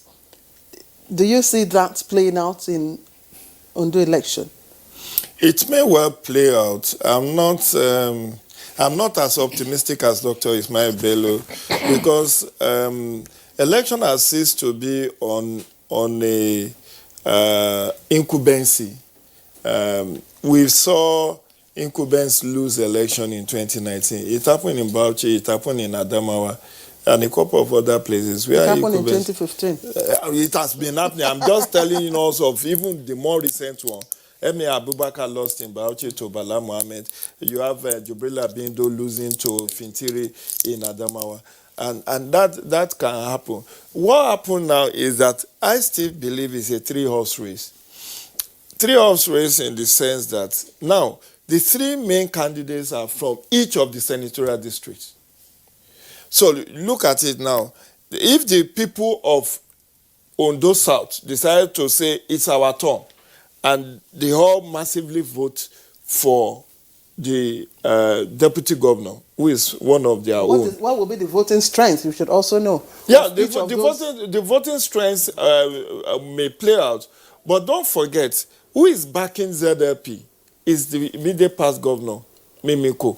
Mimiko will poach some of the central local government. Like Ondo East and Ondo West will naturally go anywhere Mimiko goes. If Edore, Leoludi Okebu and a couple of others, he also have a lot of influence there. Now, look at Ita Ojegede is from the central, is from Akure. Now, majority of people in Akure are non-indigenous because it's normally the state capital. But if the people of Akure and the people of Central also say, oh, it is our turn, let's also support one of our own. It's our son, let our son do it. Now, you may find one or two scenarios. The election may be inconclusive on the first ballot. It may well happen because apart from the majority of valid vote counts, you also have to look at percentage, 25% in 2/3 of the state. So if Mimiko still holds very strongly, if he still have a lot of influence in Ondo politics, and being the one that have been able to break the jinx and do a second term, and now he's not backing the governor, he backed the governor. I'm not too sure whether he naturally will back Jegede because Jegede happens to be a former Attorney General and Commissioner for Justice. And by the way, the two of them, one of the similarity is also that both Eitayo Jegede and Akeredolu are the former Attorney General, meaning Commissioner for Justice in Ondo State. So and both of them are senior advocates of Nigeria. But both of them have not been governors. And you know the irony of it is that the three strong candidates in this election the three of them are lawyers. It's only Agbola Ajayi that is not in Senior. People don't really know that. That's why, Dr. Bello, I'm wondering, we don't have the same division along personalities as we in Ondo as we have in Edo. So what will probably be the contending issues will be, show us what you have done. Yes. Sorry, Ismail. Okay, yes. We're going to have to pause you. We understand that the governor is back. The Skype connection to the governor has been restored. Well, Your Excellency, I believe you can hear us now, and we can sustain this conversation. In addition to whatever else you wanted to complete, just before we had that little crash, what is your response to the view that has been expressed that, yes, even though this is being touted as a three-horse race, being yourself, your incumbent deputy, and Ayeta Ojegede, senior advocate of the PDP, that in a sense, this is already being framed as a contest between yourself, an incumbent, and the former governor, Mimiko, who's backing the ZLP candidate, who's also your estranged deputy governor. Yes, thank you. I listened to the comments by our analysts, but I can let them know that what happened in Bauchi cannot happen in Ondo, and what happened in Adamawa can never happen in Ondo. We did not lose, APC did not lose election in Bauchi because PDP was strong. Neither did we lose also in Adamawa because it was strong. We lost election in those two states because of internal wrangling within a party. That's why we lost. But that's where the difference is. I mean, today in Ondo State, as all of you have seen, every other aspirants have deployed all the arsenal in support of this candidacy. So all of us in Ondo State in APC are together, and we're having so many more people who are supporting us, so many more converts, so many. Let me assure you one thing. When analysts said, I think it was Gideon, one of them said, Mimiko has influence in Ondo East, Ondo West. Let us talk about very serious things. Who will defeat Mimiko in Ondo East and Ondo West? He has no influence. He is a spent force. So let us be very clear on that. Influence where he ran to go to Senate, he lost. Influence where today we have ADC in Ondo and APC working together. Mimiko is nowhere there in the true Ondo. So Mimiko is nowhere in the central district. It's not even anywhere in the state. So it's not a force that anybody can talk about now. When you lost out with the people and you don't relate to them as expected, so you have lost out. You have lost out simply. There's no other thing. If it needed to be repackaged, that will not through the deputy governor. It made a grievous mistake. So if it needed repackaging, that would have been done by a proper person, but not the deputy governor. But let us go ahead and look at what we have on ground. Yes, Akure, you have done a proper analysis of Akure. Akure people are here, and clearly, if a number of them will talk about, Jagada is a son, but a number of them will say, look, we had our sons, somebody from Akure who contested, nobody said because of Akure. Somebody like Senator Tayo Alashadra, he lost in Akure, yeah? So, what are we saying? But their point is that, look, the number of people in Akure who are clearly reasonable about it are of the opinion that, look, if Central has done 8 years, then the North should be allowed to do its own 8 years. So, there are people, even Akure indigents, who are thinking that way. But again, other things that are working in Akure is that, look, we have done a lot of work in Akure. A lot. Roads, schools, mention it. A lot of work. And people in Akure look at it and say, look, if somebody had come and done this much here in Akure, how do we not even pay him, or how do we show gratitude? So if a number of people in Akure, even though Akure indigents believe that, look, I haven't done this much in Akure, this governor deserves to be returned or deserve a second term. So this is the way I look at it. So for me, when we speak about maybe a scenario that maybe the election can be inconclusive, it will not be inconclusive. It will be concluded at a go. And we are, by the grace of Almighty God, we are certain that we will win this election. Your Excellency, for those, for the electorate who might not be permutating or doing their permutations based on which the senatorial district I come from, but who will be looking at, hey, what development, Your Excellency, have, put in place for them. And indeed, you did say in one of your interviews that your second term shall be a positive reference point in Nigeria. So if your second term will be a positive reference point, what has been your first term?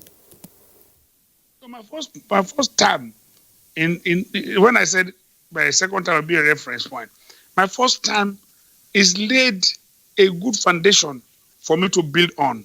Now, I agree with you. A number of people are not going to look at this and say, okay, what senatorial district should maintain the governorship?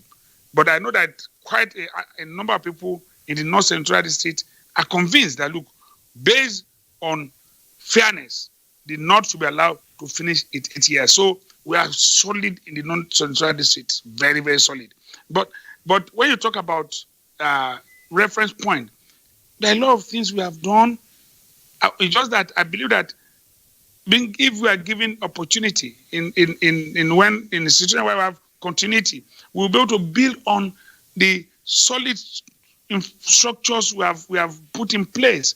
And when it comes to road construction, for instance, we have done pretty well. I mean, we have completed over 125 kilometers of road, and we have over 279 yet to be completed, which will complete the second term. That means it takes us to 400 plus, and I believe that we should be able to do over 700 when we have the second term. So if we do 700 kilometers of road, we have people in average have been in 8 years less than 200. It's about 176. But added to this, when I mentioned roads, I did not include the detention bridge that we constructed in Ore. So when we add that to it and see on issue of industrialization, since the time of our revered and sage, that's Adekunle Ayashi, that was the last time we had industries in this state.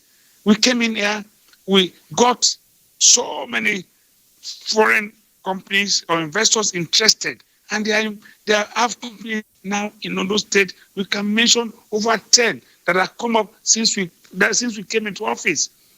It's something great. We on our own issue of health, we got the health insurance scheme. We got the laws in place, and it's now operative. We did that, and on our own too, we can go on and on to see what we have done. We met a medical school, University of Medical Sciences here, without a teaching hospital. On our own, we went ahead to get the teaching hospital in place.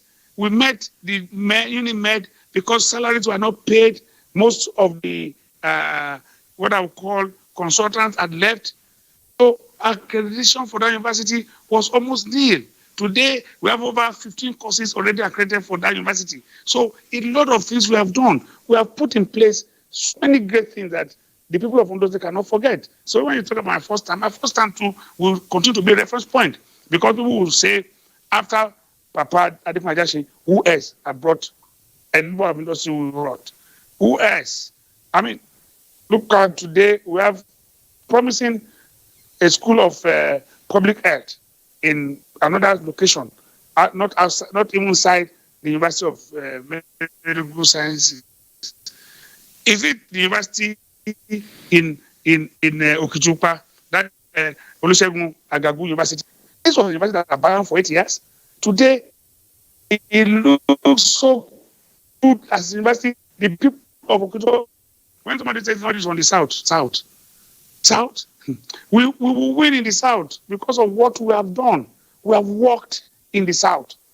We have worked. Somebody come up and say, oh, I went to Nigeria, I went to SLO, there's no road. Maybe people don't know, you don't know where you have been. We have done a lot of construction of roads in all these places. The Okitupa Yeka road, it was impossible. We constructed this road, totally impossible. Nobody could drive on those roads during rainy season. Today, people drive on that road. We did it. And many more, Sabome, and many other places. When we came in, we had about a water scheme. The my president in office commissioned it without reticulation. You just play to the gallery. You just did it and abandoned it there. We had to spend money of Spadek and Co. to ensure that when we were commissioning it, the contractor had to at least explain to people this and this were not there until we came in. When we came in, a number of pumps were added. We reticulated. The water is coming out today in Nigeria there. So it's a reference point already. Seriously. I mean, I've said so. What about the schools? We have renovated several schools. We have built several new classrooms in our primary schools. It's our choice, our approach to education. So for me, it's already a reference point, but I believe that we'll do greater things in a second term. In particular, what I say to people is that I'm going to spend my time to ensure that Ondo State has support, because connection to global economy is important for this state. This is a coastal line state. We have wasted our time for too long. If we have the longest seashore in Nigeria, and we have a draft over 12 meters, so what have we been doing? What have other governors been doing? I know that Agogo made serious attempt, but we are following on it now. The point is that by the time we have a port declaration and we start the business of visual port here, that is the final thing. Even if I want to leave as governor, I leave, because that would have been an achievement for a lifetime. Okay. Well, thank you very much, Your Excellency. I still would like to stay with you. Earlier, you did say that Saturday's election would, from your point of view, be a referendum on what you have achieved in your first term, which is still running. Some of those achievements you have already ticked off. You have also indicated what you would like to do in your second term. But there have also been criticisms, and I would like you to respond to those criticisms. One, there is the allegation of what has been referred to as the Owoization of your administration. Owo is in Ondo North, and you come from Ondo North, that it appears that most appointments and most focus of your government has been on Ondo North, more particularly around Owo, and that the other senatorial districts, the South and the Central, have received very scant attention. What's your reaction to this? Thank you so much. That would be a fallacy. I mean, it's a statement that is not founded on the facts we have on ground. Organization, how? We have the cabinet is there. There is every local government has a commissioner. So, how would that be an organization? If you talk about my chief of staff, for instance, who is from our, those are people who are going to work with me personally. Most sure. I mean, if I made a wrong choice of a deputy governor, only God saved me, I didn't make a wrong choice of a chief of staff. So you must be sure of those who work with you. So I don't know what they mean by organization. But if you talk about not about development, it is even. I remember we were here in Akure, and somebody, when the cabinet saw what we were doing in Akure, the cabinet said, with the roads we are doing in Akure, I cannot even take it. So I have no other place to take the roads. So that means we have constructed more roads in Akure than Owo. That's not what. We got in here and found out that, look, in the whole of Akoko, there is nowhere you have.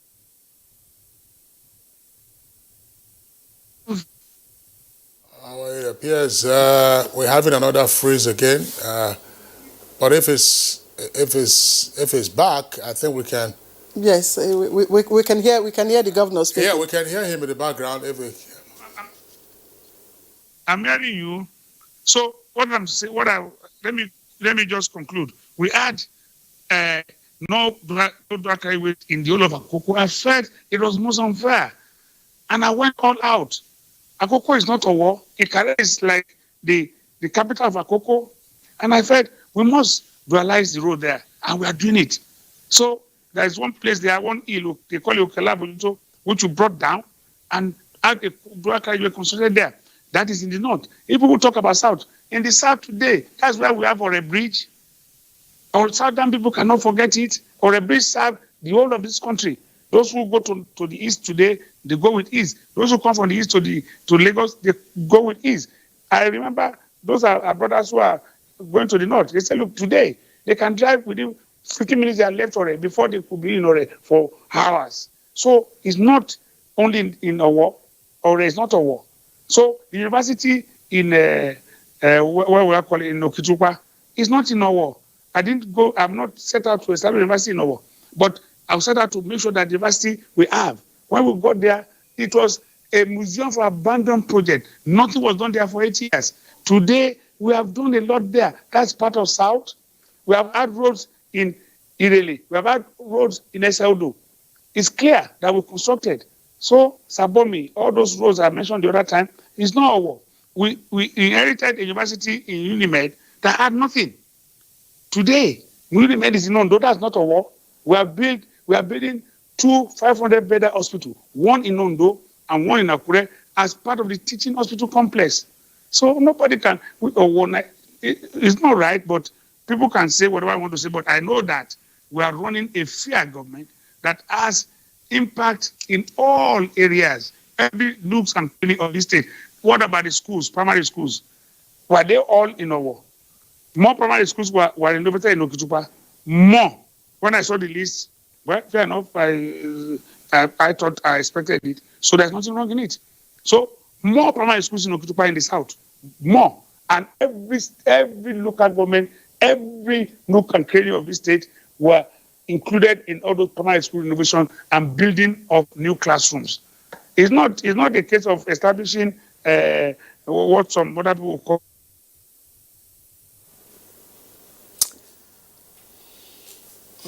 Well, we are having that freeze again. I do hope that the connection will become clearer so that we can leverage that opportunity and get done with His Excellency. But let's quickly take a short break. When we come back, we'll continue with our conversation. You're watching Good Morning Nigeria, and today our focus is on the upcoming Edo governorship election on Saturday. Ondo governorship election on Saturday. I beg your pardon.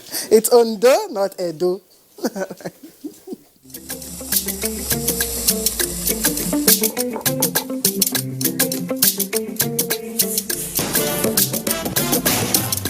My tailor don't be your mate.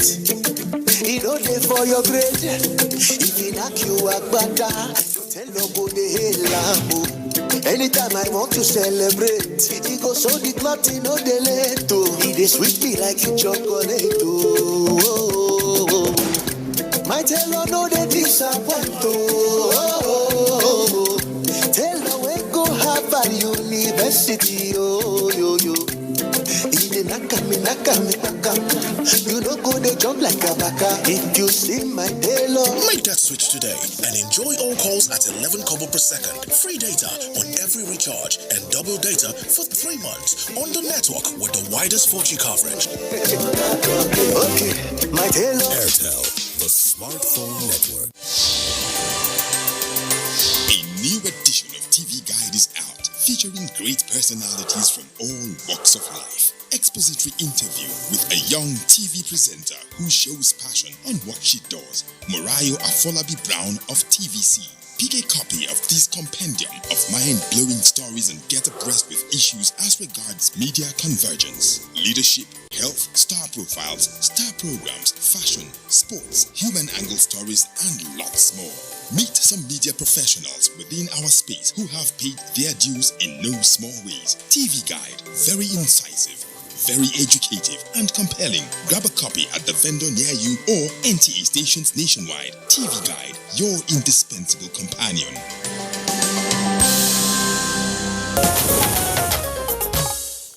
All right, thank you for staying with us. You're watching Good Morning Nigeria. His Excellency, the incumbent governor of Ondo State is still with us, and I hear his Skype connection is crystal clear now. So, Your Excellency, now that we're dealing with allegations, there are also opinions that your government is raising your IGR through collection of fees from, vulnerables under 5 in the healthcare, those for whom you also provide free health facilities. We hear you also have the Kadi Igbeayo also, which is the health insurance. How effective is that, and how sustainable is your free medical care for this category of people? Well, thank you.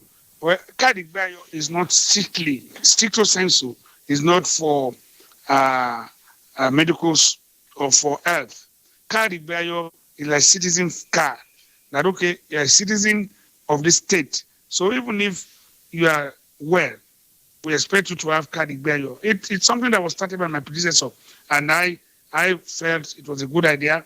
I remember people came up with changing. I said, I'm not going to change the name. It's a good idea. We'll continue with things that are good. And we felt now to know if we are having free medical care, or you want to take advantage of our health insurance scheme, we must know that you are a citizen. So for free, you come up, you obtain the card Igbeayo. When you have the card Igbeayo and you get to any hospital, if you are a mother or for prenatal or antenatal or for children who are 5 and below or for those who are vulnerable, you have the card, then you will be attended to in the hospitals because for free. We know that the idea really is that we are that so many people come in here because of free medical facilities who are not even citizens, who are not tax-paying citizens.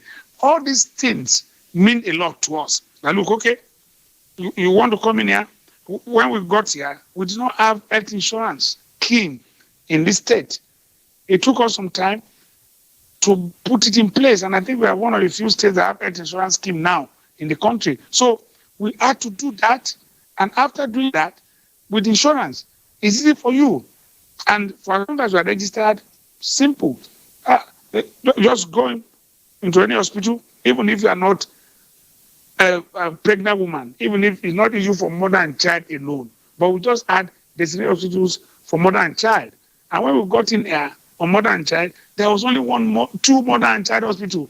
How do you treat all mothers and children in the state in 2 hospitals? It does not stand to reason. So we felt that, look, the best way is to expand it. And we've added about 5 more, making 7. Okay, we have in Ikare, we have in Owo, we now have in Ore, we have in Okichupa, and one in Obokoda. So another one has come up in Ifon, which is near Owo, all to expand our mother and child facilities. But the case we make is that, look, it is now taken under the health insurance scheme. It's not one in which you just run money. By the time we came in, it was run down totally. But for the health insurance scheme, we'll probably not where we are today. But what I'm trying to get at is that on the issue of health, that is what we try to do. So on the issue of IGR, we don't raise money from health. How much are they paying? How much can you get from health on IGR?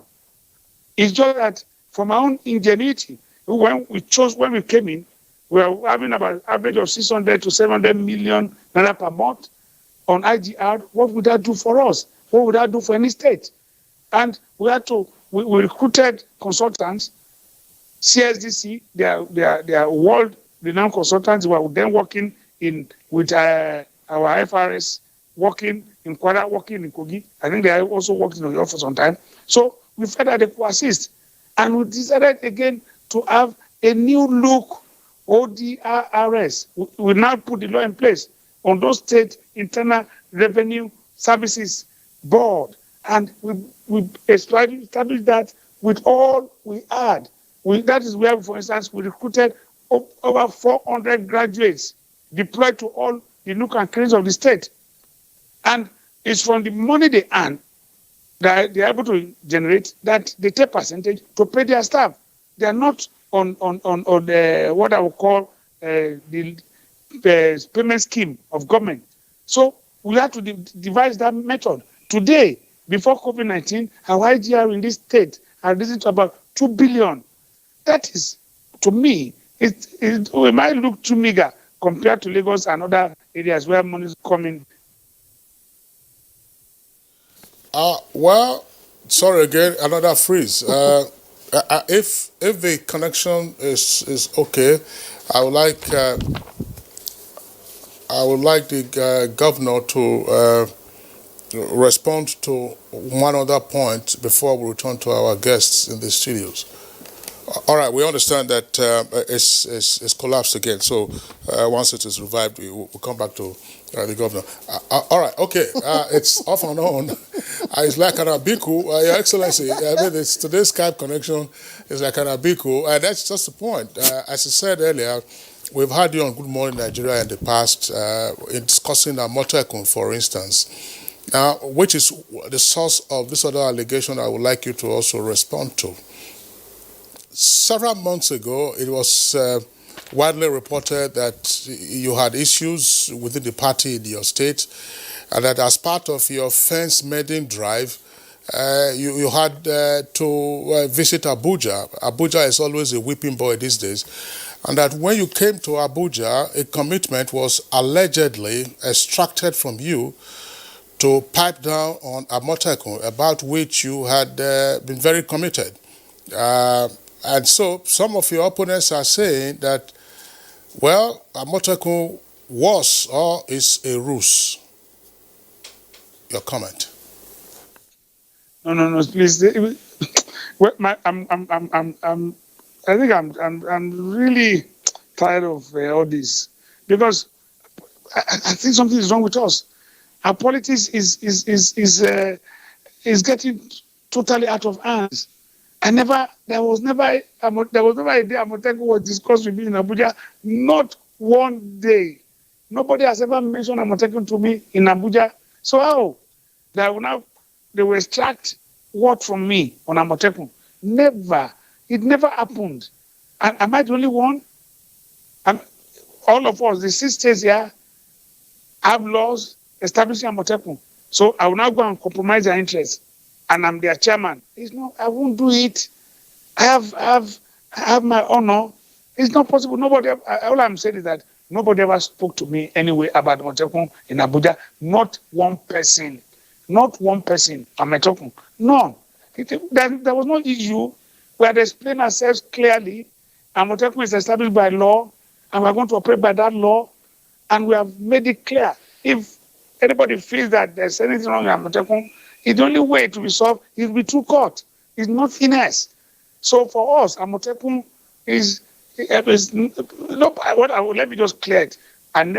Nobody ever extracted anything from me on Amotekun. No, not at any time. It's all political. And I think people should stop this. But a lot of rumors fly around this time because of politics. People just come up, tell stories, say something that never happened, just cook it up. But I am amazed at the dexterity and their capabilities of just framing up things.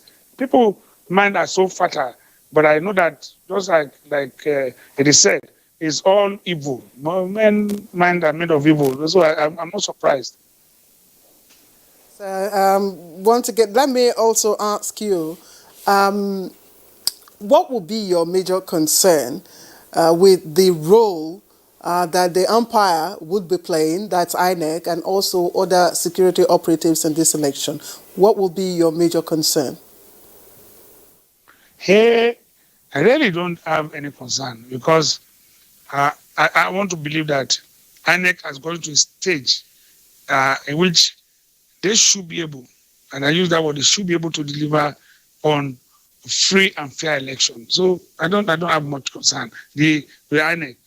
Areas of concern might be area of security.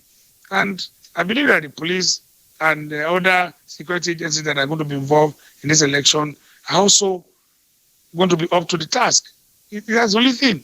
Because I remember when you started, issue of violence came up. And I'm worried about violence here and there. For what purpose? If you are sure of yourself and you are sure that you have the numbers, then there's no need for violence. That's why I've always said to my own supporters, we don't need it. We are the ones carrying egg. People want to break the egg in our hands. Don't let them do it. Let us just go ahead, have a peaceful election. By the grace of Almighty God, we are set to win this election. I said we lose it on ourselves. I said we give it away ourselves. So we are set to win this election by the grace of Almighty God. So I carry egg. And I always advise people against violence. But when you spoke about violence, I've always said this thing. The issue about violence, you can never believe what can give rise to violence in politics. You won't believe it. A little action will spark a reaction that you cannot even imagine. And one of the little action is you go out destroying other people's billboards. Their supporters react. A number of times I tell them, if they destroy billboard is not the election. Leave them, let them destroy it. But the people have some connection to all those billboards that look, it's made with money, but no, not only because of it's made with money, but that this is a party. If they're able to destroy a billboard, they're trying to assert that they're in control. So people react, and it's not necessary. And I believe both sides. Maybe we'll get to a point in which we will allow billboards in election in Nigeria, because all this is cause violence. You go and destroy somebody's billboard, it's not necessary. But for me, I'm a man of peace. I've always said to my own supporters, I rein some hard boys in, and at times when I found out that something had happened and they were involved, I flushed them out of my system. That is how it's supposed to be. It's not for a candidate to now harbor all these talks and overnight to start destroying people's billboard. For what purpose?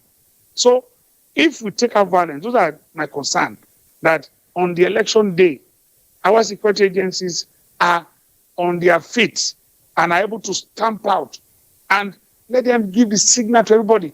Anybody involved in violence will be arrested and be dealt with summarily, immediately, even on the spot. Then everybody will have to be careful. So for me, major concern violence. I have implicit trust in INEC. I believe they will deliver on it. But violence, security, those are the concerns. All right. Just before we return back to our guests in the studios, Your Excellency, I'm sure you have also heard a slogan in neighboring Edo. One of the commonest slogans was Edo not be Lagos. The analogy is a bit difficult considering the factors in Ondo, but we have also been hearing Ondo not be Lagos. And so persons say that that is aimed at attacking some of your presumed backers who are Lagos-based. Is this likely to play out? Do you have any concerns that Ondo will not be Lagos and therefore you might be surprised? No, sorry, I've not probably heard about this Ondo not be Lagos.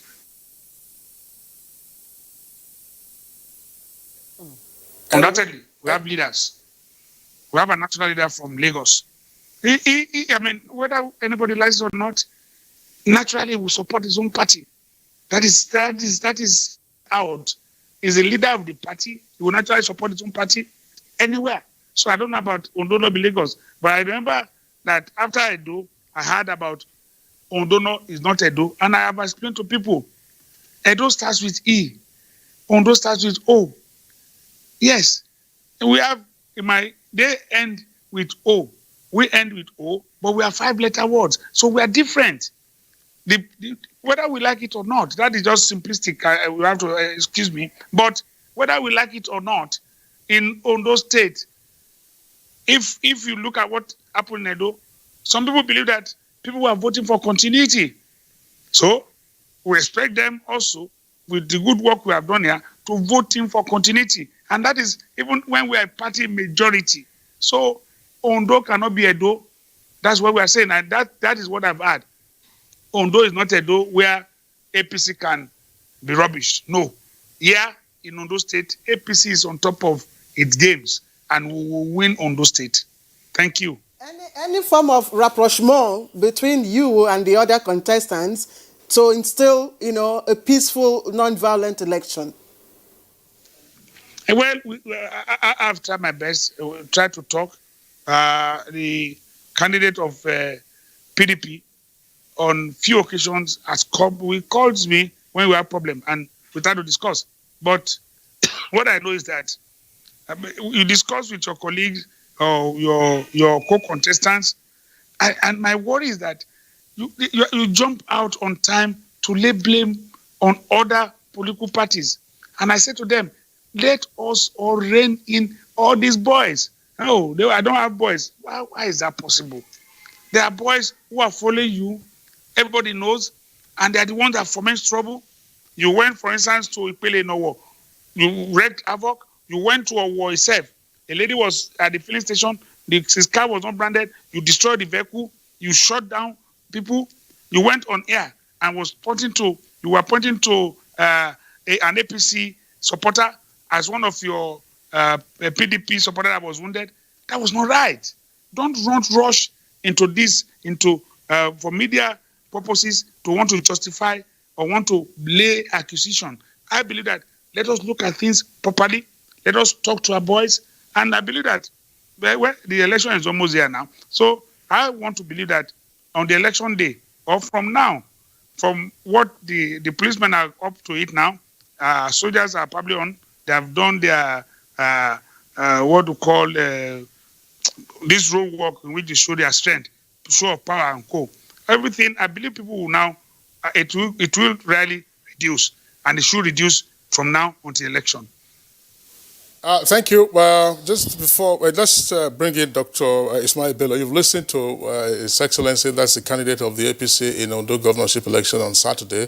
And by the way, for our viewers, we'd like to inform you that we hope to get other candidates on Good Morning Nigeria as well to have the opportunity of responding to concerns and issues and indicating why they think they should be the preferred candidates by the electorate. But Dr. Ismail Bello, just to wrap up, what would be your concluding thoughts on this conversation? The governor sounds very upbeat. Are you revising some of your earlier projections, or you want to stick by them? No, I stand by my projection based on my analysis of what has been happening in the state, the coming together of stakeholders in APC, the division of the PDP, moving to ZLP, and so on and so forth. So I believe the cost is somewhat clear, but I want to say, just like we saw in Edo, we know the stakes are high in Nigeria's politics. It's all about authoritative allocation of values. These values are resources. You understand? Who controls state allocation, IGR, and so on and so forth. But we'd like to call on the political actors and citizens or residents of Edo State not to be used as Ondo State, not to be used as a willing tool by the politician to cause mayhem in the state. Well, for me, I want to appreciate His Excellency Governor Oluwarotimi Akeredolu-Akiti for very illuminating submissions. But I still believe that elections in Nigeria cease to be on party platform. I think it's more individualistic. And that's what Edo demonstrated, that even if you switch political camp, within 2 months, you can still win an election irrespective. But if he has performed as he has highlighted, I think the referendum may be positive on him in terms of getting re-elected. Because performance counts for much. And coupled with the fact that APC will not want to, as thunder doesn't strike twice, APC will not want to lose Ondo after the loss of Edo, given the scenario that they want to build ahead of 2023 general elections. But basically, it's just for the electorate to come out in large numbers. One of the minuses of Edo election was the poor voter turnout, 25.3%. I think Ondo should be able to do more. We didn't have upscale violence like we had in Edo. So I believe and I hope that not only that INEC will get its acts right in terms of smart corridor issues around people finding where they should vote, but also that electorate, the voters will come out in huge numbers across the 3 senatorial districts to elect their leaders. All right. Thank you very much, Jide Ojo. Let's get also the closing thoughts of the candidate of the APC in the election, Executive Governor of Ondo State. Your Excellency, at the beginning of the program, we talked a little bit about the political history of old Ondo State, now Ondo and Ekiti. Less of that, of course, has been evident in the recent election cycles. But what are your expectations? If you win, what would you do? If you lose, what would you do? Thank you. With all respect to you, I will only talk about if I win. I don't expect to lose. So when I return back to serve my second term as governor of this state, we will rededicate all our energy, all what our talents that God has given us to serve this state in the best form. We have really laid a foundation. The foundation is we are not only on foundation, we have started building. It's for us to complete. No governor can do all the work.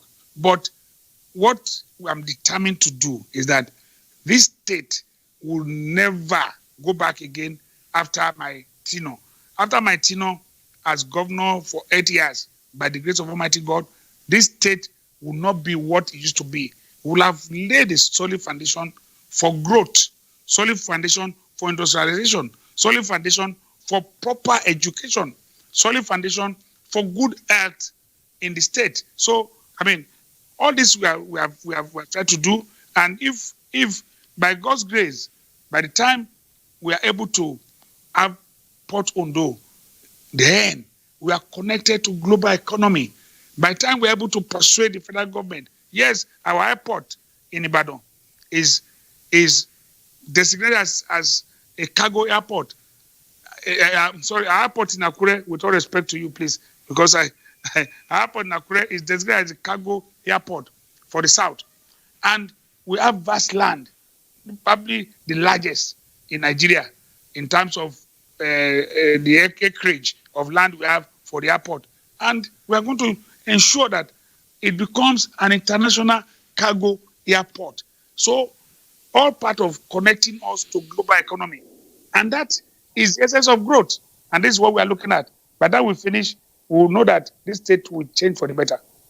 All right, Your Excellency, thank you very much. And I know that all that you have said will require enormous funding, and sources of funding has been a major problem for subnational governments. But that's a topic for another time, and we do wish you success and in the forthcoming election.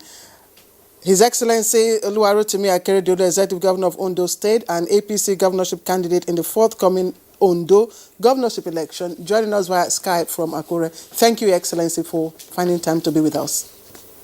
Great pleasure. I appreciate you people. Thank you so much. We also like to appreciate... Kister, you have something? Well, nothing else. Just okay. As a reminder that we hope in the course of the remaining days ahead of the election, that should be between Tuesday and Thursday, we'll get at least 2 or 3 other candidates of the parties that are contesting the Ondo governorship election to be our guests also on Good Morning Nigeria. All right, let me quickly appreciate Dr. Ismail Bello, lecturer, Bayes University, Abuja, and public affairs analyst. Thank you once again. As always, we appreciate you. And we appreciate our own Jide Ojo, public affairs analyst. Jide, thank you very much. Your unpaid staff. It's a pleasure. Thanks for having me. Have a great week, Nigerians. All right, that's it on Good Morning Nigeria for today, the first working day this week. We thank you for joining us. There'll be another edition same time tomorrow. I am Claire Delabo Abdurazak. Stay safe and be well. I'm Kingsley Osadolo. See you tomorrow.